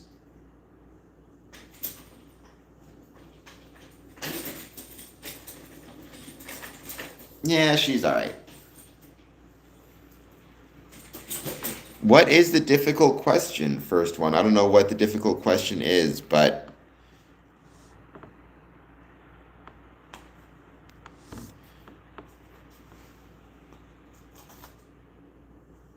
it's still great to have you on this stream.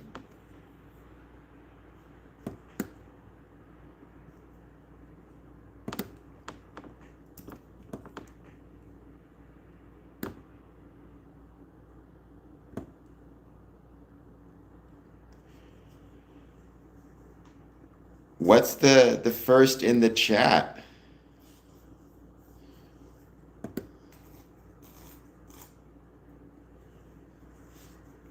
But the way, if you guys are like me and you're a big fan of the Scream franchise and horror movies, we got the next Scream movie coming out, what, in 4 days? Scream 7. February 27th, so 5 days. What is 888? I'm not sure what that is.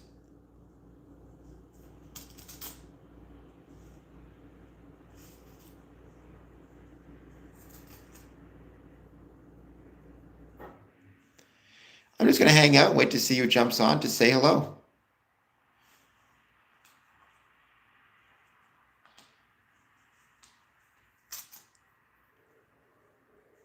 What is happening? I'm missing a bunch of questions, I feel like.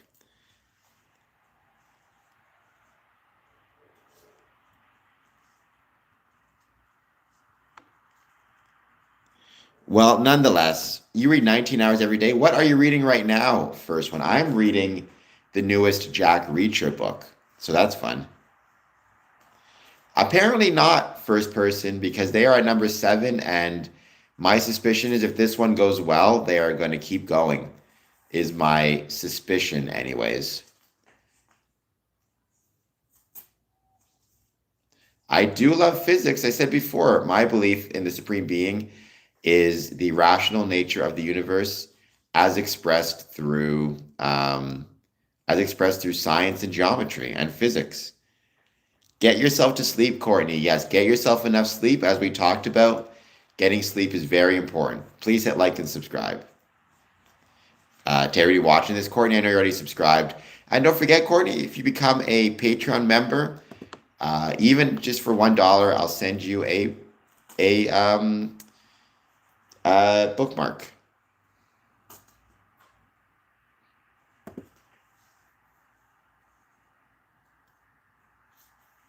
Interesting, right? Like 50-50 in terms of people, whether they think the UFO files will prove aliens exist and have visited Earth. So that's interesting. I'm on the no side. I don't believe in aliens myself. But what can I say? It's because I'm boring like that. And does everybody stay warm?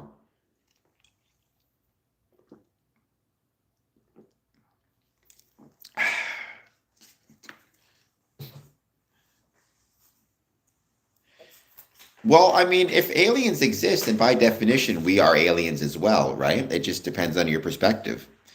Any, some type of alien family taking the whatever their version of a minivan is through the galaxy on vacation to, I don't know, the planet Zog, happens to pass by Earth and see us all down here, then yes, we are the aliens to them.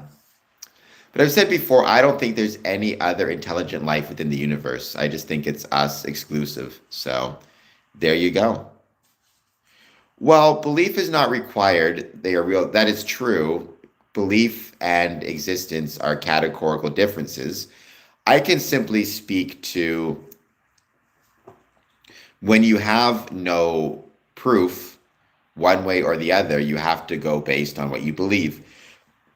For example, if I'm at work during the day and somebody asks me, do you believe, and someone asks me, do you believe that your apartment is still there? I don't know it's still there, but I will say, yes, I believe it is. And that belief will be based on my observations and experiences. Aliens are the same thing. I can not know for certain. I can simply go by what I think is most reasonable. And what's most reasonable, in my opinion, is that aliens do not exist, or at least intelligent life does not exist. Occam's razor. Well, I mean, to me, Occam's razor, the simplest answer is, all things being equal, the simplest answer is most likely the correct one. I think, in my opinion, the obvious question there is what is the simplest answer to the apparent lack of alien life we're seeing is that it doesn't exist. Well, I don't know if we can know for sure, Arctic Jester. I mean, the most likely explanation to me is it's a combination of the sun reflecting off of clouds or sunspots, as well as military aircraft that's classified, as well as simply regular airplanes or other aircraft that is neither classified nor secret, but just seen at too great of a distance and therefore not properly identified.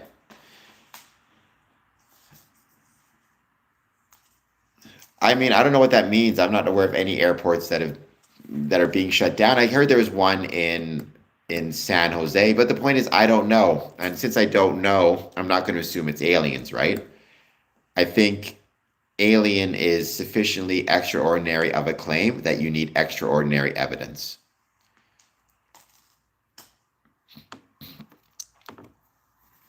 I've never heard any governments admitting it's real, except for I heard there was some interview with Barack Obama where he said aliens are real. However, it didn't sound to me like he said it in such a way as I would take that too seriously. Who knows? I will believe in aliens when I see aliens, put it that way.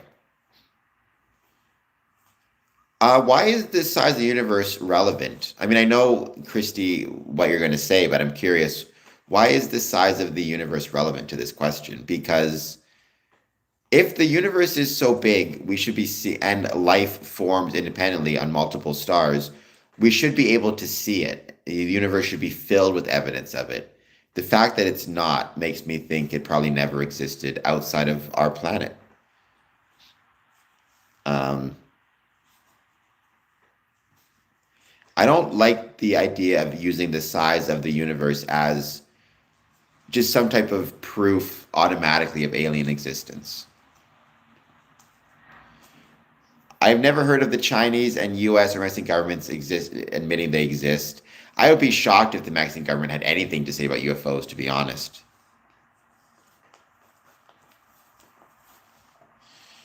Well, Samantha, I don't think you were, I mean, I don't know you. I don't think you were on drugs, though. I wouldn't assume that. I would assume you were mistaken in that what you saw was not of is not extraterrestrial. It was either an illusion caused by light shining off of clouds or was some type of government spacecraft that was in testing phase. But I mean, I would be shocked if Mexico was speaking on UFOs. They have their own issues at the moment. I can assure you of that. As for US, I mean, Trump said he's going to declassify the files.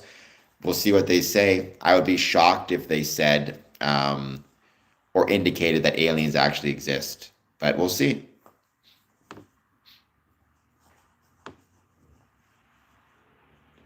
I mean, either way, they're being awfully quiet, and the fact they're being so quiet leaves me with a lot of questions.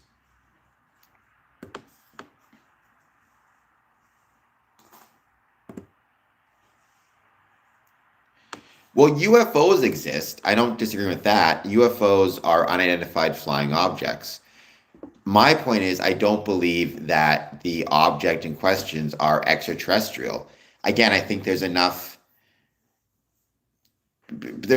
earthbound explanations that aliens are unnecessary, right? And then again, an unidentified flying object could be some type of sunspot or reflection on clouds. It could be pilot hallucination, or it could be military aircraft being tested. Or it could simply be normal aircraft that is seen at too great of a distance to properly identify, right? I'm not arguing about the existence of UFOs. I'm arguing that a UFO is more than likely alien in origin, which I don't buy. Hello, Mr. J. King. Thank you for being here. Humans don't know everything. That is very true. Um, I would call baloney on that, Arctic Jester. I feel like UFOs attacking Los Angeles would have been quite a big news story. I do not know what the Indigo is, first one. I've never heard of that before. I'm on Medium, I'm on Facebook, I'm on X, I'm on Blue Sky, and I'm on YouTube. And I'm on Twitch.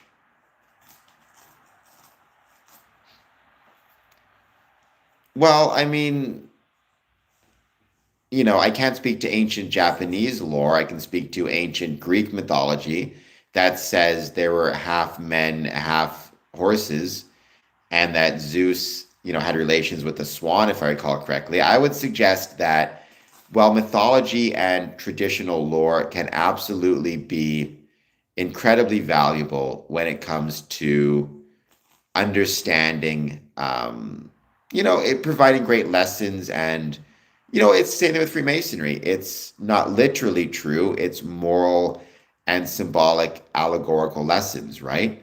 So those lessons exist in all sorts of mythologies. I don't think it's literally true, for example, that there was a half human, half beast called a minotaur that lived in a labyrinth that was defeated by Theseus. But I think that story and that legend has a great value in terms of illuminating certain lessons. Um, Hello, Jerome or Jer1. I'm going to call you Jerome. Please hit the like and subscribe button. I'd very much appreciate it. Trying to get over 3,590 subs. Let's see if I can get there. Los Angeles attacked UFOs 1901.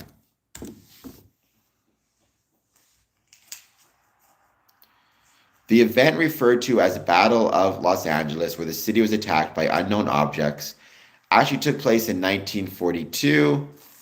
In the early hours of February 25th, 1942, just months after Pearl Harbor, U.S. forces fired over 1,400 anti-aircraft shells at an unidentified object or objects over the sky in Los Angeles. Searchlights tracked slow-moving, glowing, orange-colored objects that was impervious to heavy artillery fire. The blackout and air raid sirens caused widespread panic. The U.S. government initially labeled it as a false alarm or weather balloon. Other theories range from Japanese planes to war nerves to, among conspiracy theorists and researchers, extraterrestrial UFOs. So again, there's no indication that this object attacked Los Angeles. It seems like any deaths came from people getting into car accidents, but not any attacks from the quote unquote object. And I'm not willing to accept that that was a UFO in terms of an alien, simply that people don't know what it was. Could have very well been Japanese planes or just a false alarm.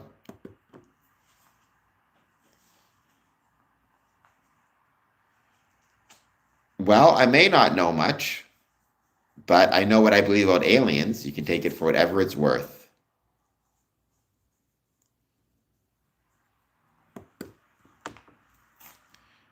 We are hanging out. I do know a lot about Freemasonry. I will say that.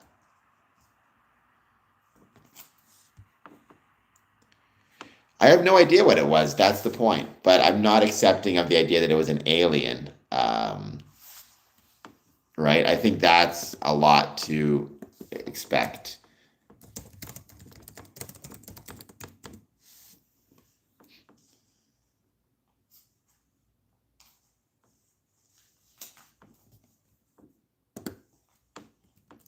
So the U.S. Office of Air Force History concluded in 1983 that a meteorological balloon released at 1 a.m. probably triggered the initial alarm.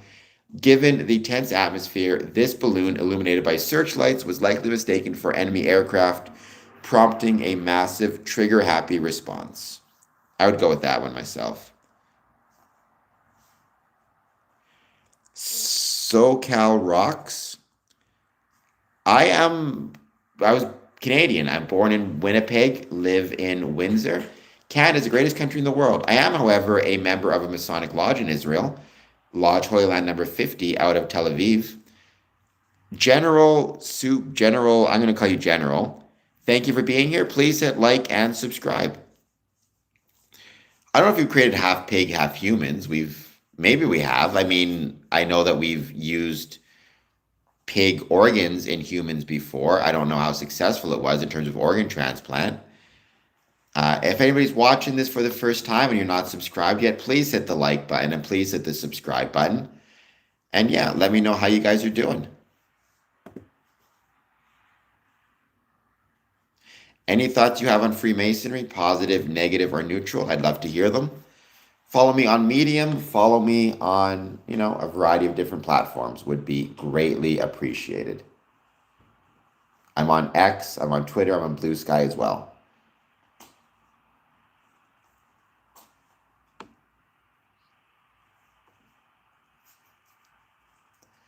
Gonna wait to see who else jumps in to say hello.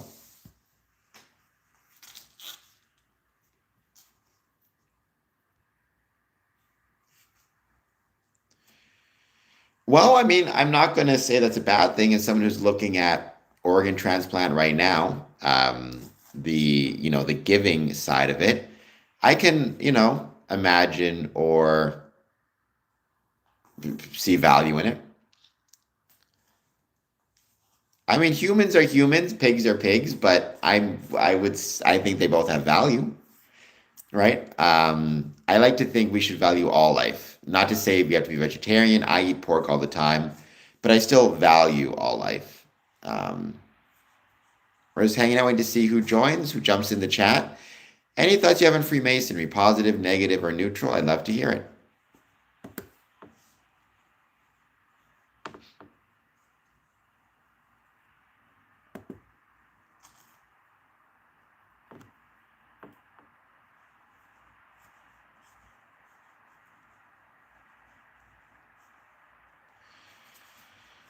General, have you hit the like or subscribe button out of curiosity? If you haven't, please do so. And let me know if you follow me on any other sites.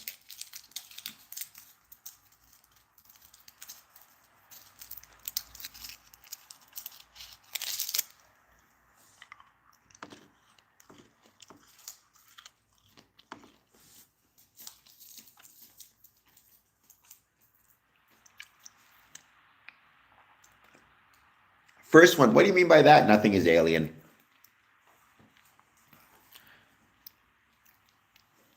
Because I'm not sure what that necessarily means.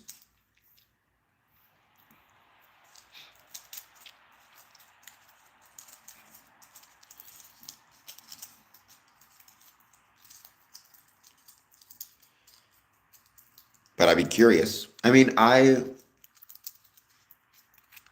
would say alien is a definition, right? So,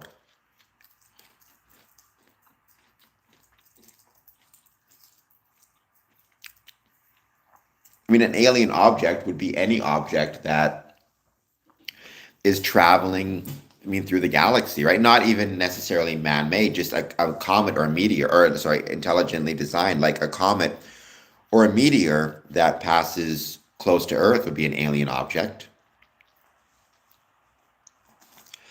Dirk, I will answer your question as soon as you hit the like and subscribe button and give me 10 hearts. Then I'll tell you which vegetable I would turn into. But first, you got to hit like and subscribe and give 10 hearts. And you should know this, by the way, if you know anything about Freemasonry. Hello, Independent AM. I like Brussels sprouts, actually. I love Brussels sprouts. Well, mansions are buildings. Masons do not. Well, Dirk, there you go. It's not, but okay. Again, you clearly don't understand Masonry because you would know the answer to that if you did, in fact, follow Freemasonry.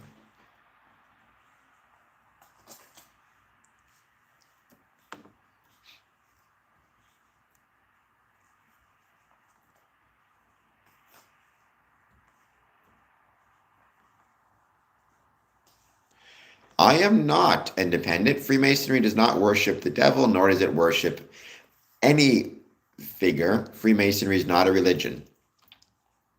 So you are incorrect. And I do not know what Jeffrey Epstein has to do with anything, but he was not a Freemason, despite what some people claim, especially conspiracy theory nonsense. Epstein was not a Freemason, nor was he Illuminati. Illuminati don't really exist anymore. Haven't existed in any meaningful way for a long time. Octopuses are aliens. I mean, they're alien to land, I suppose. Wolfman, please hit like and subscribe. Baphomet is also not Masonic. Nor is it demonic, nor does it have sketchy aspects. Independent, you keep saying one word, but I don't know what they mean. Freemasonry, I mean, sure, it had a presence in Los Angeles, a very big presence in Los Angeles. It also had a presence in Detroit, in Des Moines, and everywhere in between, right? There's nothing inherently, let's say, more Masonic than in Hollywood than, say, in Detroit or Chicago or Toronto, right? Despite what some may say, or some conspiracy theorists may say. I mean, but certainly there was, as Freemasonry became ubiquitous in cities and towns that had significant amounts or significant populations, you saw a lot more Freemasons there because they're just more people. He was not Magic the Gathering. He was not. Epstein was not a Freemason.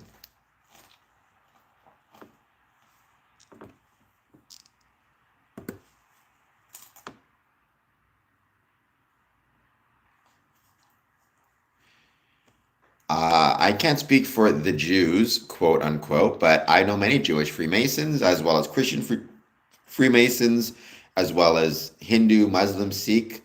I've never seen any evidence that Jewish people, quote unquote, hate the Masons. And but by the same token, Jews are not Masonic. Judaism is a religion or an ethnic group. Freemasonry occupies the civic space. There are, again, there are Jewish Freemasons. There's also Christian Freemasons, Hindu, Sikh, etc., etc. There is not the Freemasonry does not belong to a single group, be it Jewish or anything else. Rather, it's about universal tolerance for all different beliefs, different ethnicities, races, religions, etc., etc. So Jews are not Masonic. Judaism or Jews refer to, again, a religion or ethnicity, which is not the same thing. Freemasonry occupies a different space. Well, Wolfman, hit like and subscribe and we'll figure it out. It's true, but that's not where Freemason comes from, right? It comes from either a type of stone that was known as freestone and was a particularly, skilled. You had to be particularly skilled to work with it, or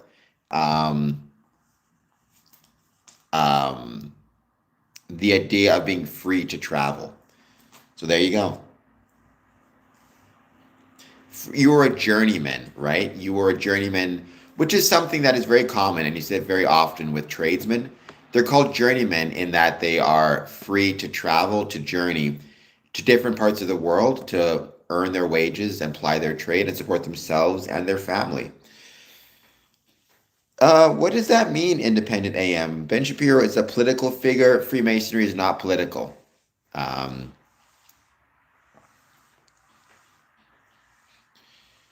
I do not know what that means, Z Note, when you say, would you agree that this generation of Israelis aren't Semitic? I mean, I'm a member of a lodge in Israel and proud of it. Whether they're Semitic or not, it kind of is not my concern. My concern is that they're my brothers and they're human beings. I feel the same way about the people in Palestine and people all around the world. Um, how you want to define them in terms of their ethnicity or their lineage. I don't really want to get into that. Um, Nothing free about Freemasonry. Well, my Masonic Lodge is in Windsor, Ontario. So there you go. I don't know what that means. I can't pronounce your name. Dranget X. When you say nothing free about Freemasonry, I mean, what do you mean by that? I'm not sure I understand what it means. I mean, there's dues, obviously, to be a member of a lodge. Um, but that's true for any club or group. It's not exclusive to Freemasonry.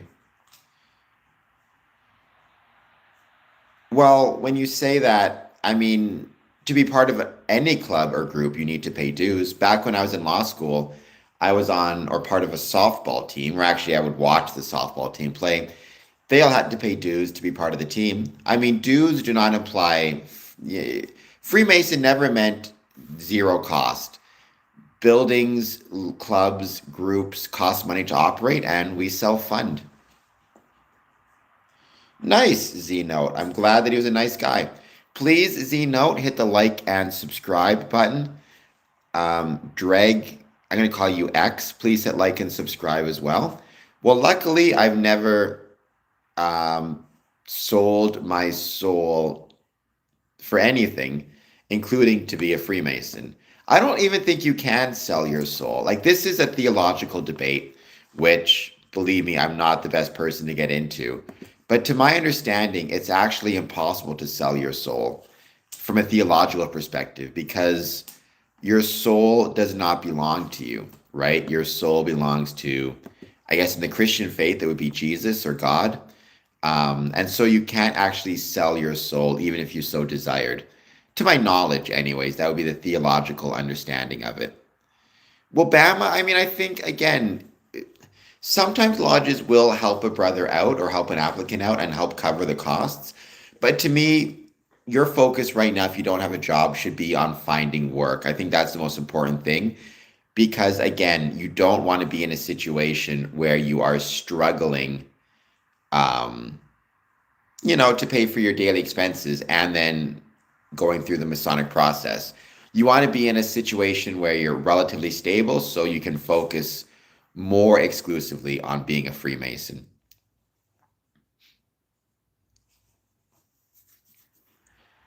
Um, well, I mean, you can tell your missus and whomever you want that you're a Freemason. You can tell your missus whatever you so choose.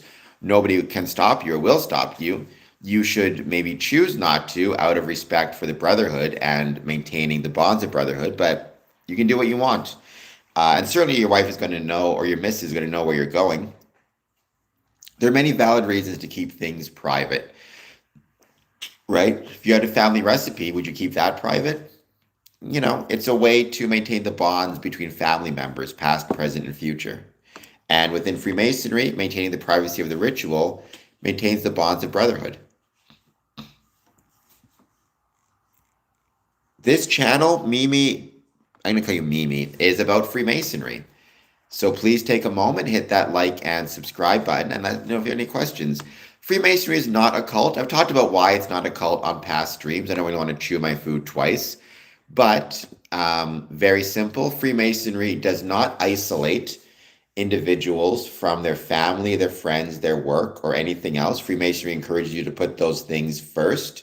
So it does not isolate. Freemasonry has no individuals which it venerates above anyone else. It does not require unquestioning loyalty in its dogmas or in its leadership. It is democratic in nature. Um, well, for the reasons I just said, right? It does not seek to isolate anyone from their work, their family, or their friends, or anybody else. And in fact, it tells you to put your work and family ahead of Freemasonry. It does not require unquestioning loyalty to any leadership or dogmas. Rather, it is democratic in nature, and you vote on decisions of the lodge and you vote on leadership. And it does not venerate individuals. Well, the oligarchs are wrong. Z-note, um, it depends on the purpose of the meeting. If it's an administrative meeting, it's administration and maintenance of the lodge, paying bills, going through dues, things like that. If it is a ritual night or ceremonial meeting, then Masonic ceremonies. You can also have banquets, things of that nature. Freemasonry is not like LGBTQ. I mean, you can have LGBTQ members. I've known gay Freemasons. Doesn't, but that's not what this channel is about, and that's not what Freemasonry is. Freemasonry is a club or a group. Women can be Freemasons. Well, you should not want their voting rights repealed. That's stupid, Yuri. But women can be Freemasons. There's the Order of Women Freemasons. There's Co-Masonry. There's Eastern Star as well. I will not do that. 8785. If you want to know the secrets of the Master Mason, you got to join yourself. I don't talk about any secrets or private information within ceremonies beyond, again, always saying and always reminding people, I've never seen anything within a Masonic ceremony, whether it be the first, second, third degree, or anything else that is either illegal, immoral, against one's civic, religious, or otherwise responsibilities or familiar responsibilities. Well, Yuri, I mean, you're an interesting character. I mean, it's not about good or not good causes. Women are part of, I mean, they make up, I think, over actually, technically, half of the population in the States. I think they make up over half the population in Canada as well. They are affected by the decisions of government as much as anyone else, as much as any man, and as such, they have the right. They should have the right within a Masonic context to vote on decisions, to vote on the type of government they want to see and the policies what they want to see implemented, because they'll be affected by those policies, no different than a man. Um, well, when you say how to be a member, do you need to donate money or do tasks? I mean, it's not about donating money, it's about paying dues. But that comes after. The first step is just the application process. That's the first step to being a member. And that application process, you need to approach the lodge, express your interest in joining, and go from there. I mean, that's insane as well, Zeno. No, I mean, I think Freemasonry has very much consistently believed in democracy, and that includes wanting to enfranchise as many people to vote as possible. Um, well, we got quite the feminist in the chat now with Yuri. I mean, I'm a firm believer. I can go on record saying this. I believe women should have the right to vote. If you want to call me a soy boy, I guess so be it. Um, but that's insane. Independent AM, Jesus Christ, what is happening on this stream? You people are insane. Everybody who is over the age of, I would say 18, I think there's an argument to be made for 16, but let's say 18, whether you are black, white, male or female, or anything in between, should have the right to vote. So there you go. I mean, age can go back and forth. I've heard some fair arguments to make the voting age 16 and up. I'm not completely opposed to 25. It just has to be consistent, right? So if you want to make it 25, then so be it. I would suggest, though, the younger you are, the more of a stake you have in the future decisions of government because you're going to be around for longer.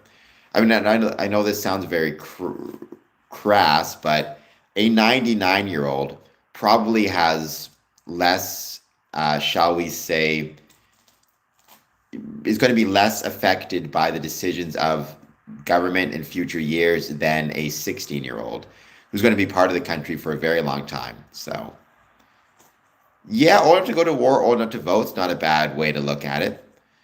Um,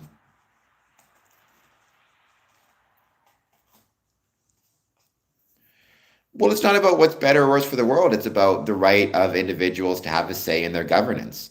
If you are going to be subject to laws within a country, then you should have the right to have your say on how those laws are determined and who determines them. Um, Black people are affected by the laws, in some cases more so than anybody else because of racist policies. So yes, of course they should have the right to vote. Um, well, then just leave, Crank. Um,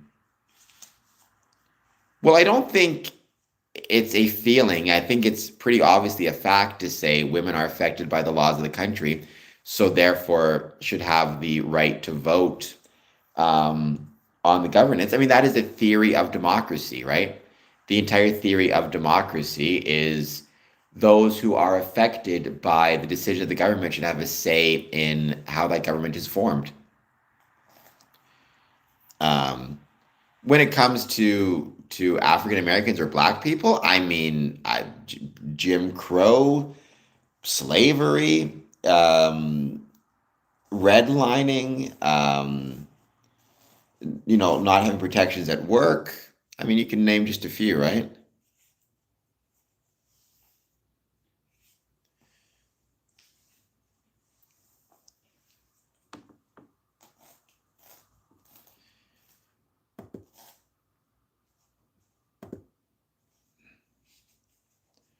Well, she got kind of screwed. I mean, I'm a little bit into politics, first person Victoria.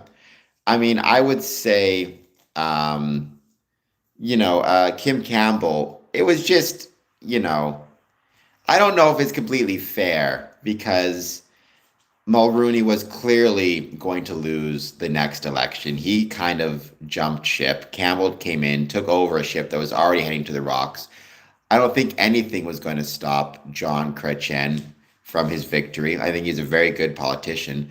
I think he's a very underrated politician um, now in 2026. And so it could have been Kim Campbell. It could have been any other politician. It would not have made a difference, male or female. That was the Liberal Party's to lose. I mean, if you look at, for example, Margaret Thatcher in United Kingdom, if you're conservative, most people would say, she did a good job as prime minister. But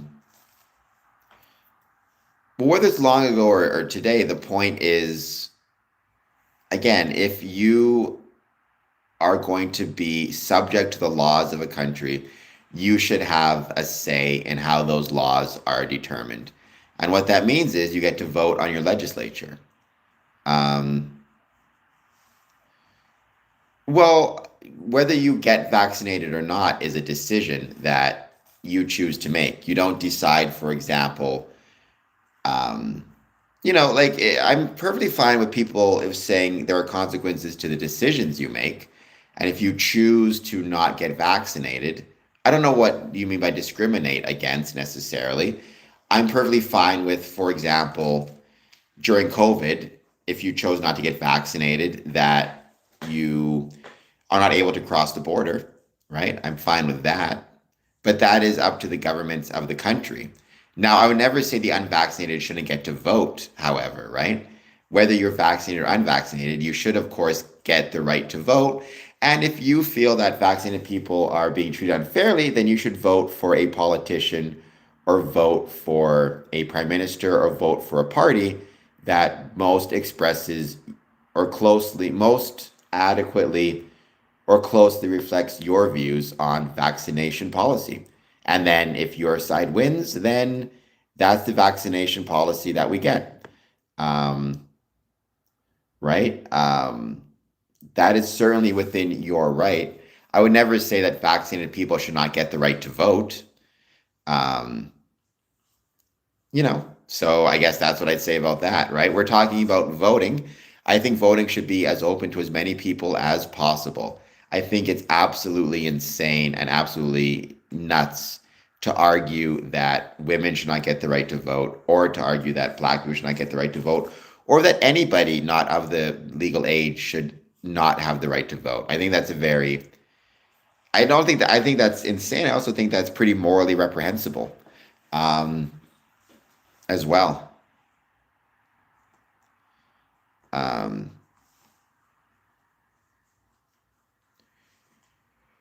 Well, I mean, government policy can be found unconstitutional. I don't know if there's ever been a case where an unconstitutional policy has resulted in the arrest of the prime minister. Usually, what it means is you just strike down the decision. Like, for example, the Supreme Court in the States just ruled President Trump's tariffs were unconstitutional. That doesn't mean President Trump is going to jail. It just means the policy he put into place no longer exists.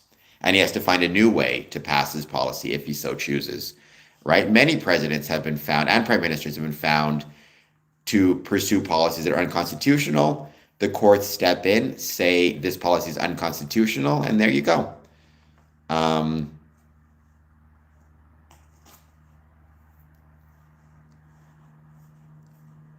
well, I guess you can discriminate against whomever you want to. Discriminating against women would make you a very bad person, Yuri. You seem like a bad person in general, but I would say discriminating against women would make you a bad person. Freemasonry, for whatever it's worth, one of the things I love about Freemasonry is it allows for tolerance and respect for all different people of different races, ethnicities, for that matter, men and women, um, religions, socioeconomic status, age. Yes, unfortunately, Dad is right. Measles are on the rise due to unvaccinated people. And it sucks. We almost got rid of measles, and here it is back once again. Keep in mind, Freemasonry, right, is not political. There could very well be some Freemasons who don't believe in vaccinations. It's one of those things where, so be it. They have the right to believe what they believe. I personally have always believed, I speak for myself, that it's absolutely the case that getting vaccinated is the Masonic thing to do, or is the Masonic thing to do, because it demonstrates respect for yourself and it demonstrates respect for those around you and respect for the healthcare system that will have to keep you alive if you get sick due to a preventable disease. Um, I don't think that's inherently the case, Chad. I don't buy that at all. So no, I do not admit that. I think men can be great leaders. I think women can be great leaders. Um, I don't think it is inherently male or female thing. Um, when it comes to, but again, I would say within Freemasonry, it's absolutely the case that it has always been a democratic organization in nature. And as a consequence of that, I think it's absolutely the case that Freemasons, as a general rule, would support enfranchisement to as many different people as we can. Pigeon, I do not know what it means in terms of asking me if I'm acoustic, but don't kick pigeons. Hit the like and subscribe button. How about that? I would suggest that that's what we should do. Hit the like button, hit the subscribe button, and let me know what your thoughts are on Freemasonry. And why are you kicking pigeons?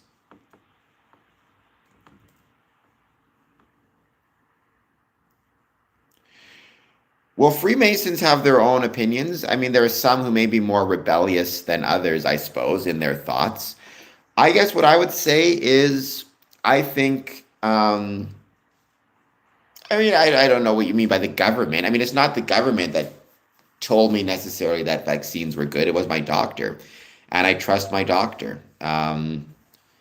You know, uh, I suppose the extent to which you want to argue Freemasons are or are not free thinkers. I would say when it comes to political questions, Freemasonry is not political. There are some Freemasons who are left wing, right wing, centrist, pick your term, right? Well, I mean, I can't speak for the doctors. I can speak for my doctor, right? I know my doctor quite well. I'm lucky. I have a great doctor, actually. The point is, she went to medical school. I didn't. She has the professional licenses. I don't. I'm going to see her for a reason. So therefore, I'm going to trust her judgment and trust her advice, right? I think I owe her that respect. In the same way, I've been a Freemason for 20 years, just about, been to over 1,000 Masonic events. I expect a certain level of deference based on my experience. It doesn't mean you have to agree with everything I say, but that means you have to recognize that I probably know more than, say, a non-Mason who's looked up Alex Jones online. In the same way, I'm humble enough to recognize I'm not in a position to judge the efficacy of vaccines. I'm not in a position to judge the efficacy of medicine. What I am in a position to do is develop a relationship with my doctor, become a regular patient of my doctor whenever I need assistance, and then choose to trust what my doctor tells me. Um, Zolly asking you to hit the like and subscribe button. Well, that's definitely not the case, Chad. I mean, I've been with my doctor for a while. Again, I at a certain point you have to go by common sense and reason and judgment. Do I know for sure that my doctor isn't, after I leave the doctor's office, isn't calling up the pharmaceutical rep and saying we got another one and slowly poisoning me over the last 10 years or whatever it is? I mean, I can't know that for sure. I can use the fact that I've been seeing her for a while and I feel as healthy as I ever have. That I've taken plenty of vaccines and had no side effects. That, I am able to do a lot of physical activity, exercise. I'm doing the push-up challenge. And just use my judgment and reason to recognize that it sees my doctor has my best interests at heart. And I guess if I'm wrong about that, then when I pass on to the next life, I'll find out the truth. But living your life assuming that everybody is lying to you is stupid and foolish and dumb. Um, well, Christopher, if you want to um, make up for your sins, that's not really a Masonic thing to do. The question of sin and how to make up for your sins, that's more of a religious question. I would suggest, in terms of, I don't know what the term is, absolution for your sins, maybe is the term. You should talk to a religious leader. If you want to try to make the world a better place, I think Freemasonry is a great way to do that. And you can talk to a Masonic Lodge, express your interest in joining, and going from there.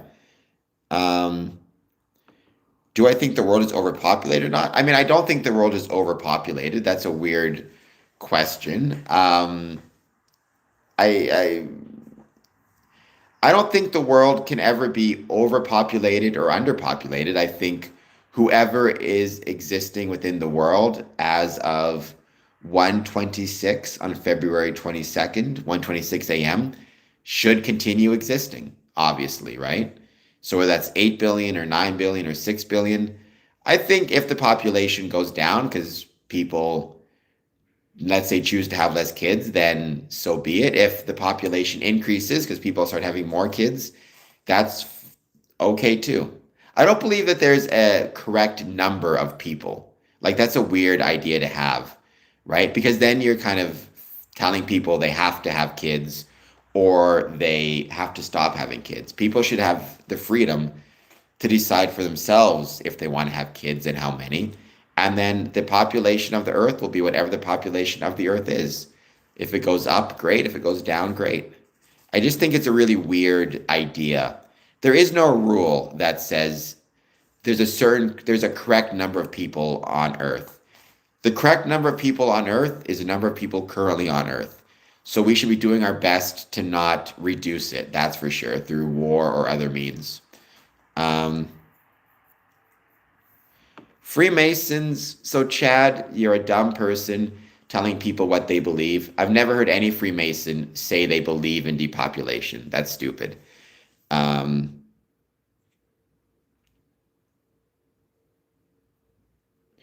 well, you don't just go to a lodge, Christopher. What you do is you figure out, first of all, which Masonic lodge is within your area. You can send them an email or write them a letter. Or you could go and knock on the door, but they may not be in which case, just make sure you've brought a letter with you that expresses your interest in joining and gives your contact information. So that way, if they're not available, they're not in, or if they're there but busy, they've got your contact information and can contact you, at whatever time is necessary. Um, um, I mean, I can't speak to whether I have no idea which groups are having more kids and which groups are having less. But again, people should have as many kids as they want to have. I don't believe in putting numbers on this or, this idea of being overpopulated or underpopulated. I just think that's a really silly idea. If you want to have a family and have kids, then you should do so. And if you don't, then don't. Like, it's up to you. I would say Freemasonry reminds people of the importance of putting your family first, um, which means if you are Freemason and you're starting a family, you'll be expected to spend more time with your family than with the lodge and raising your kids. I've never met any Freemason who believes in depopulation. Now, there's 850,000 Freemasons in the United States. It wouldn't shock me if some believed in it, but I've never met a single Mason who does. And if the way you achieve depopulation was through criminal actions, then no Mason should believe it, right?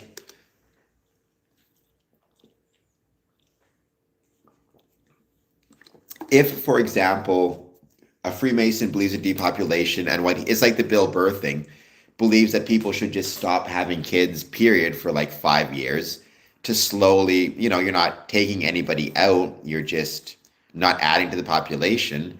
Maybe some Masons believe that. I've never met any who do. But no Mason, and this is by virtue of what it means to be a Mason, should believe in, harming anybody or killing anybody or reducing the population that way. Um, Favorite cheese, Mason cheese, which is a real cheese for the record. And yes, we have been to the moon. Click, you are incorrect.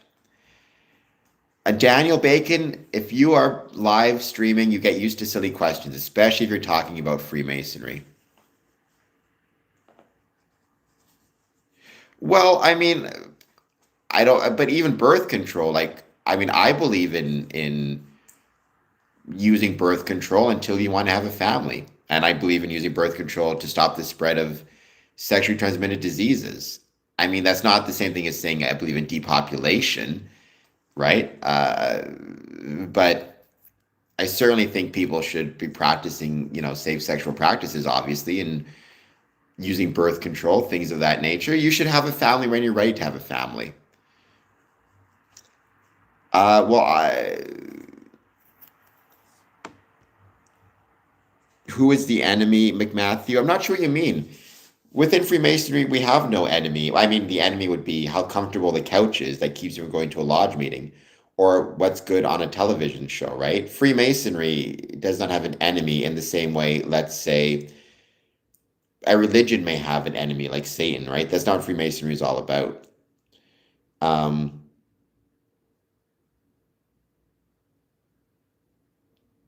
Depopulation. Well, I mean, I think the population is still increasing in the world. I don't know. I haven't looked into it for a while, but to my knowledge, the number of people within or on Earth is going up.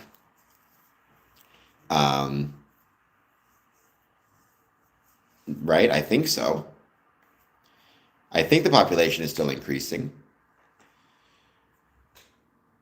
Well, I mean,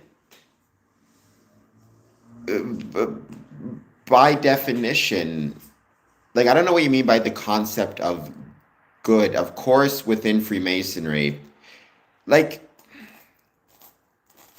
so if you joined a football team, right?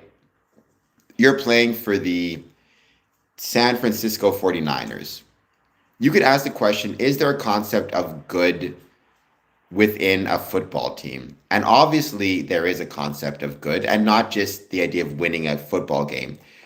You learn by being a football player the value and the goodness in teamwork, the value and the goodness in practice, in physical fitness, in exercise, in study, in caring for your fellow teammates, right? All of those things are good and they are illuminated and taught through the act of being a football player.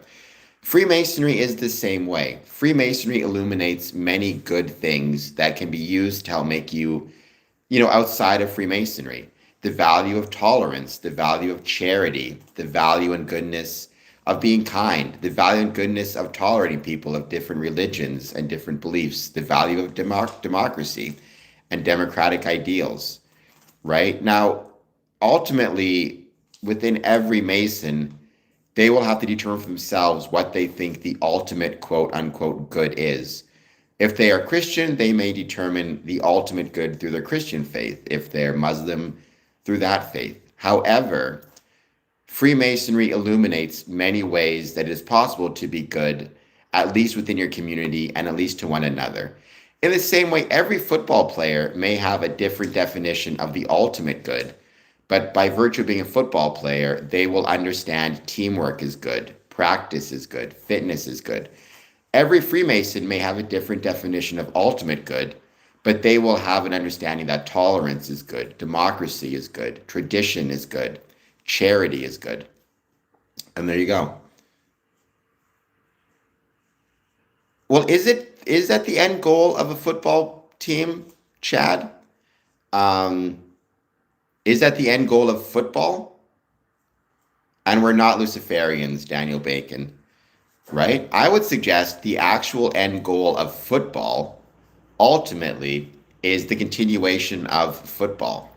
If you were to tell somebody, if you were to go, let's say you were to create some type of, um, I don't know, a situation where you go to the San Francisco 49ers and you tell them, if you win the championship, football will cease to exist at every level. The NFL will cease to exist, as well as flag football, as well as mini league football. The San Francisco 49ers would probably throw the game because the continuation of football is more important than a single game winning or a single trophy, right? They want to go for a trophy because they want to defend it the next year. Ultimately, what they want is to see football continue. That's the ultimate goal. Freemasonry has the same goal. It's the continuation of itself because we love Freemasonry. We believe it is worthwhile and good to hang out together. We believe it's good and worthwhile to support one another. We believe those are valuable pursuits. In the same way, football is a valuable pursuit whether you win or lose. The winning or losing is arbitrary. What matters is that it continues because it has value, right? Ultimately, within Freemasonry, it has value because it reminds us of the value of associating with one another, of free associations, of friendship, of brotherly love, right? And therefore, we want to see it continue. Well, Freemasonry is not spiritual, Chad. I never claimed it was. Freemasonry is not spiritual. It's not religious. Freemasonry is a civic or community group. Some Masons may find spiritual comfort in Freemasonry in the same way you can find spiritual comfort in music or movies or sports or anything else, but it's not spiritual in and of itself.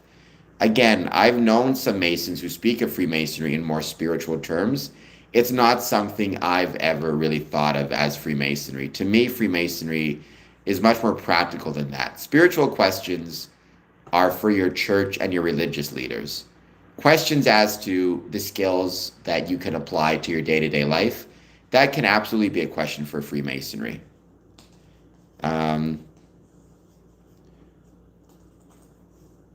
Beautiful Earth, please hit like and subscribe. I think I may have German roots going back far enough.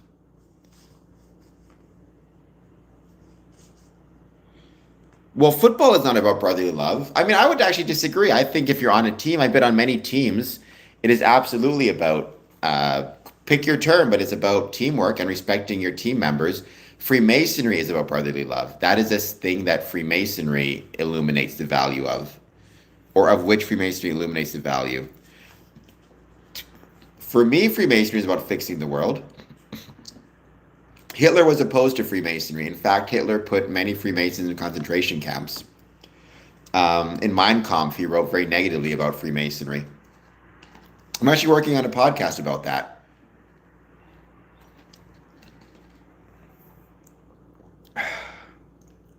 B7, I mean, that's a good way to put it. Freemasonry is absolutely about building and helping your community. That is what I've always said. Freemasonry is about, if you had to define it in spiritual terms or belief terms, I always define it as the belief that the world can be made better through the application of brotherly love, relief, and truth. B710, please hit that like and subscribe button. I'm here to chat about Freemasonry. I do these streams regularly. I don't know everything about Freemasonry, but I've been a Freemason for almost 20 years. I've been to over 1,000 Masonic events around the world, and I can at least give my opinions on it. Well, why should being a Freemason help your career finances, and why is that the relevant question? If you're looking for anything to help your finances or your career, then you should not join Freemasonry, because that's not what Freemasonry is about.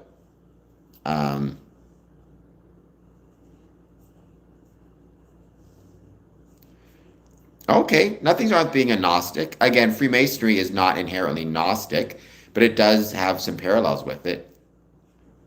We do not, because that would be illegal, and Freemasons should not be committing illegal acts. If anybody ever contacts a pensioner or otherwise and claims that they are Masonic and need their money because they're Masons or something, it's almost certainly a scam. I'm a lumphead with 3,591 subscribers, though, so that's good. Keep up those subscriptions, hit the like button and subscribe button. Consider doing a 99-cent super chat. That helps out big time on the stream.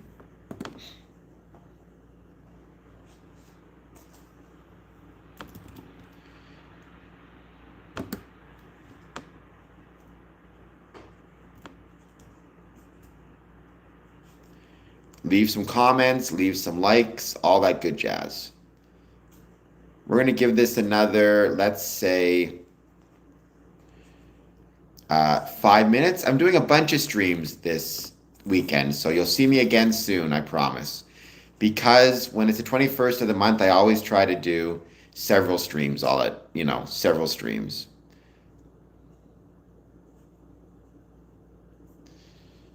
Well, Yuri, I'm not so sure you have a lot of brotherly love in you, but nonetheless, I guess I'll take it. Um, well, luckily, there's a lot of oxygen to go around, so.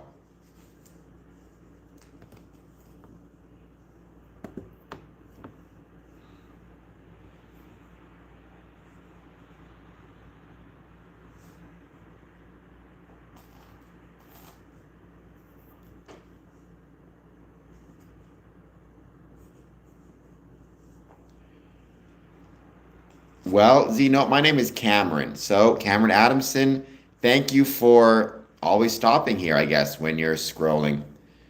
Um,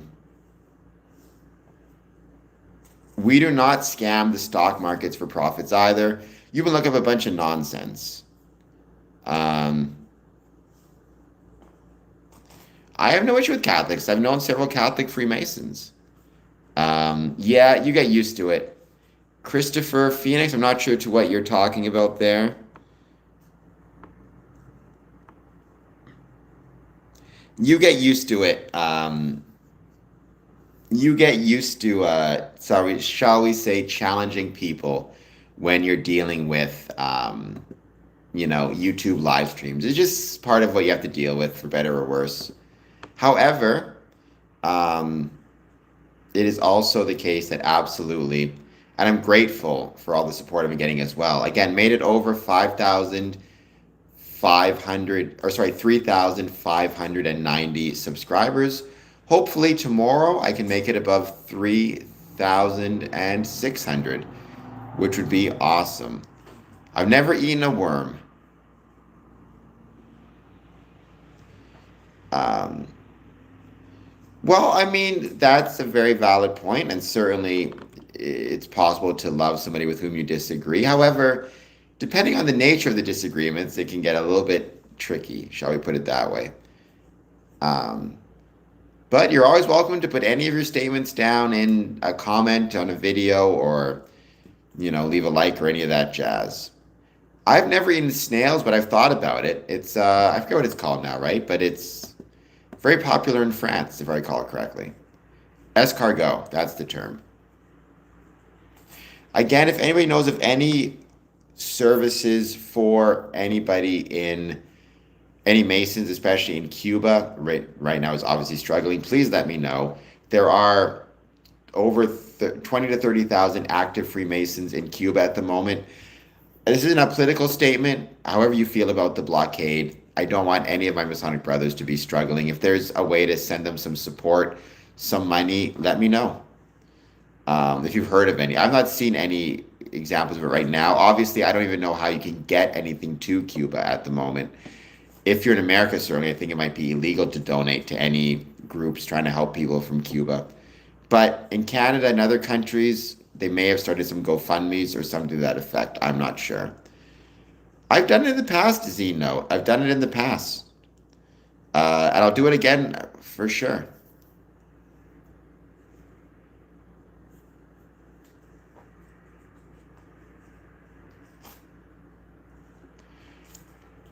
Well, I mean, you have to be really careful with Bitcoin, obviously, but yeah, some may be using Bitcoin to assist financially with different charities and different groups, be it Cuba or otherwise.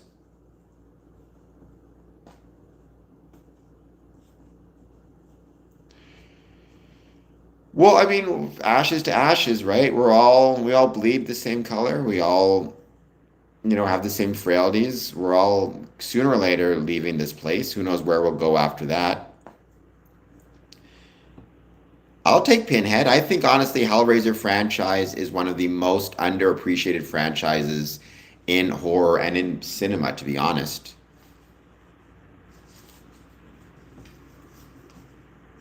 I have no idea. I don't even know how to respond to that question. I mean, you could argue if, for example, there had been female leadership in Germany, maybe there would not have been a World War II at all.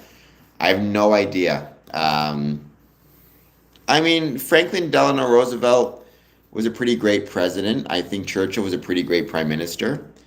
Um, I mean, if there was a different leadership, rather not even male or female, just if there had been a different prime minister or different leadership in Germany, would you still have had World War II, the rise of Nazism? I don't know. I mean, terrible human being, Chad. I think that's a fairly uncontroversial opinion that Jeffrey Epstein was a pretty terrible human being. Beyond that, like, what do you mean by opinions? I think anybody who was, going to that island should be questioned by police. And if they are found to be, you know, if there's enough evidence that they committed a crime or whatever it is, then they should be arrested and brought to a court, and the court should decide from there. So it seems like just nobody would have been good enough for you, Yuri. I find EFTs interesting, honestly. Or I don't actually know what an ETF is. So maybe I was thinking NFT. What is an ETF? I've never heard of that before.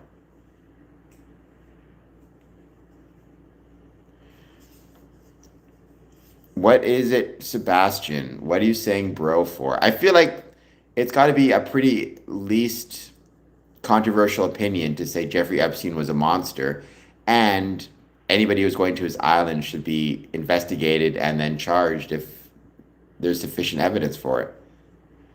I mean, that's assuming a lot. I've known many Freemasons. Most of them are not rich. I mean, define successful. I think when you say successful, you mean you're thinking successful in business terms or successful in politics. Most Freemasons aren't involved in politics. Most Freemasons aren't rich, in my experience.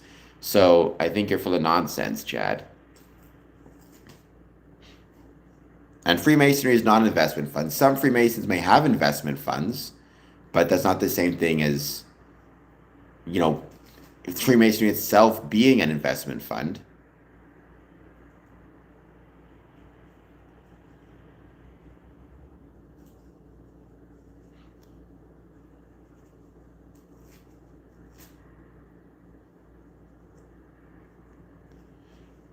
Well, I mean, USA's GDP went up because they manufactured a poop ton of equipment and materials for the war.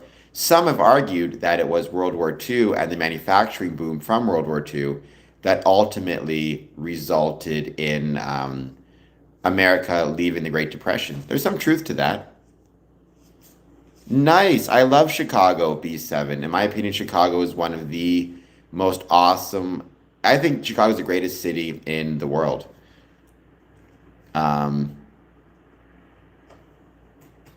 when you say many, I mean, how many Masons were presidents? I can give you the answer, but I'm curious if you know.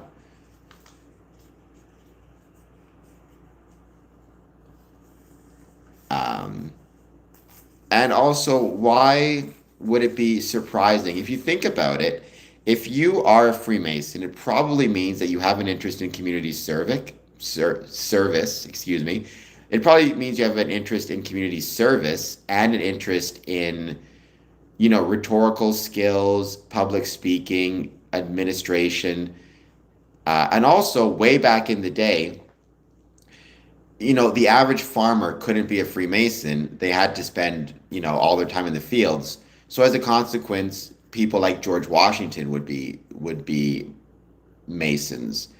In 2026, I've met everybody from janitors to lawyers to retirees to pensioners to custodians and everything in between who are Freemasons. Um, Well, what do you think I just said, CR7 King? Freemasonry is not Satanism, neither disguised nor otherwise. Um, well, I meant service, for the record. I meant service. Um, but in fairness, it's 150. So there you go. All right. Well, tell me something, Sebastian Bruce.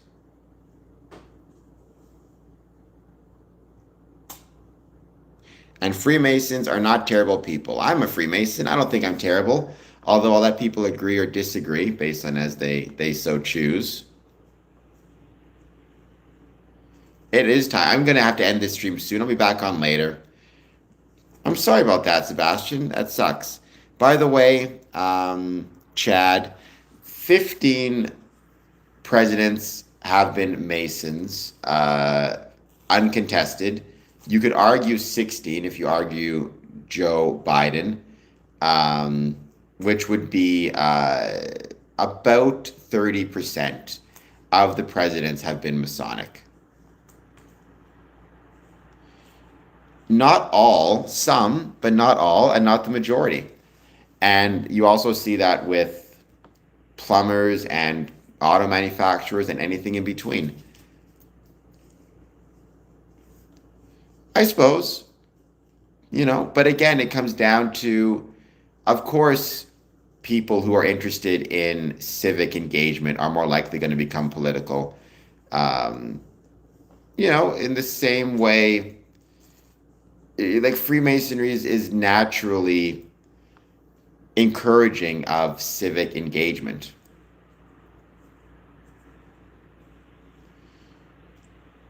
Somebody's anti-Semitic over here.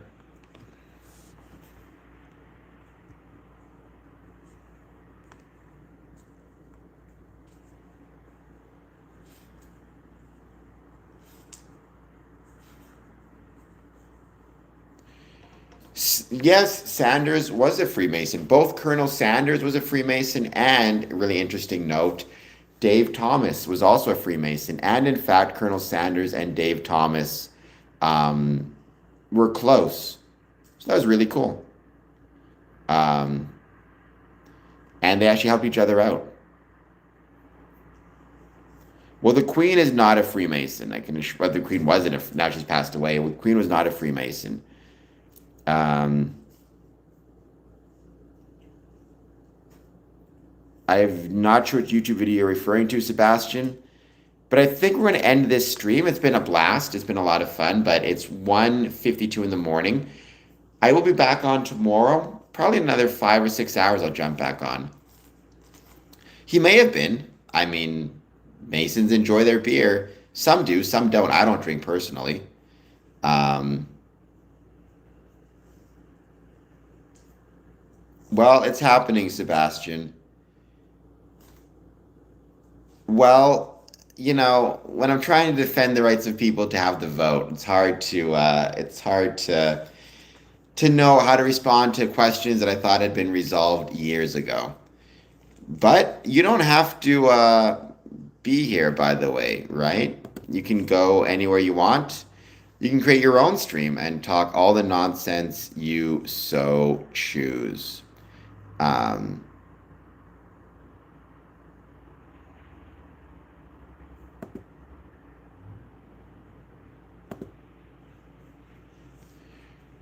right? Which is perfectly fine. I've never mocked the masses, nor have I mocked anything else. Freemasonry is not sitting there mocking people. Um, that's not what Freemasonry is all about. Well, I've never heard anyone describe a non-Mason as profane. I've heard non-Masons use that term to describe themselves. Um, but that's not really a Masonic term. It's a dumb term. If you ever heard a Mason call a non-Mason a profane, I'd look at them funny because that'd be a weird thing. I mean, I've seen it in Masonic documents, but they're historical. Um, Albert Pike is a pain in the butt. I used to not mind Albert Pike until I started streaming, and every 5 minutes somebody would pop up and tell me all about him. It's very frustrating. He doesn't speak for Freemasonry, he speaks for himself. He speaks for one aspect of Freemasonry, and not even the foundational one. Well, it more annoys me because you get so much incorrect and wrong, but yet you say it with the confidence of you're correct. And that's very frustrating. Because I've found it's very hard when people think that they're correct to show them otherwise. So it's I mean you can call it annoyance, and also it keeps the chat less interesting because I'm spending all my time answering kind of the same version of a question repeatedly. I would say George Washington is more famous than Albert Pike. I would say Churchill. Albert Pike might be the most well-known, like, amongst non-Masons. He's certainly the most famous amongst conspiracy theorists, right? That's absolutely the case, that non-Masons who don't like Freemasonry very often use um, uh, is most often used by non-Masons, right? One of my favorite quotes was Freemasons know about Freemasonry because they're Freemasons. Non-Masons know about Freemasonry by reading Albert Pike.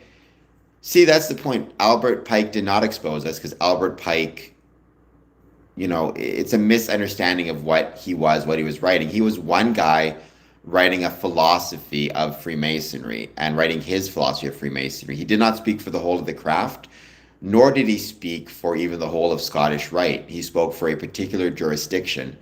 One of my favorite quotes about Albert Pike was, it was a fellow brother. Somebody said on a stream once, well, Albert Pike says X, and my brother's response was, well, I'm York Rite. I don't give a shit what Albert Pike said, right? Albert Pike spoke for his opinion on Freemasonry, and particularly his opinions on Scottish Rite.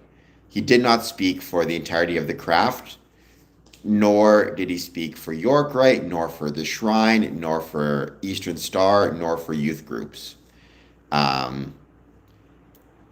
Right? See, this is exactly the point, Chad. You've picked what you believe, and there it goes, right? You can listen to the guy who's been a Mason for 20 years, or you can listen to what you choose to believe.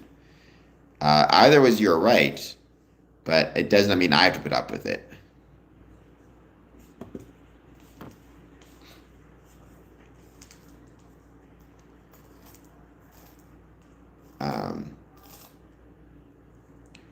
What about all the people who talk about how much they love Freemasonry? And also, what does it mean to expose Masonry, right? Again, Albert Pike, um, Albert Pike, it's not about exposing Freemasonry. He gave his opinions on Freemasonry and his philosophy on Freemasonry. That doesn't mean he exposed it. He exposed his views of the craft, not what Freemasonry actually is. Some Rothschilds are, but I don't believe they all are Freemasons. I don't know off the top of my head which ones are and which ones are not. So I can't speak for that particularly, right? What I can say is I don't know off the top of my head which Rothschilds were Freemasons or not. It's a big family.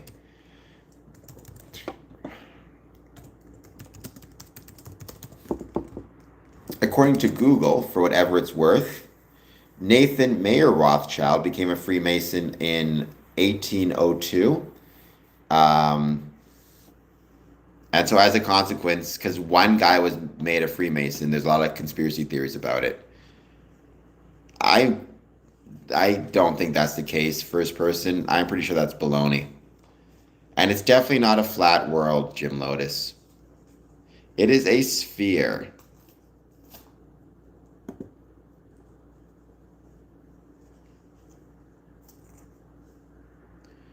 All right, we're going to be ending this stream because it is 2:49.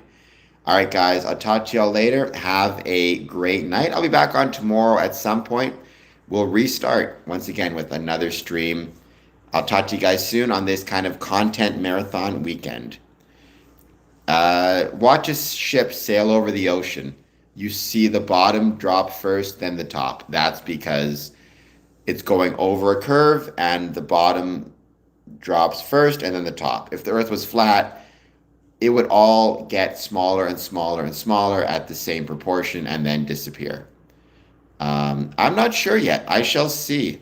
All right, guys, talk to you later.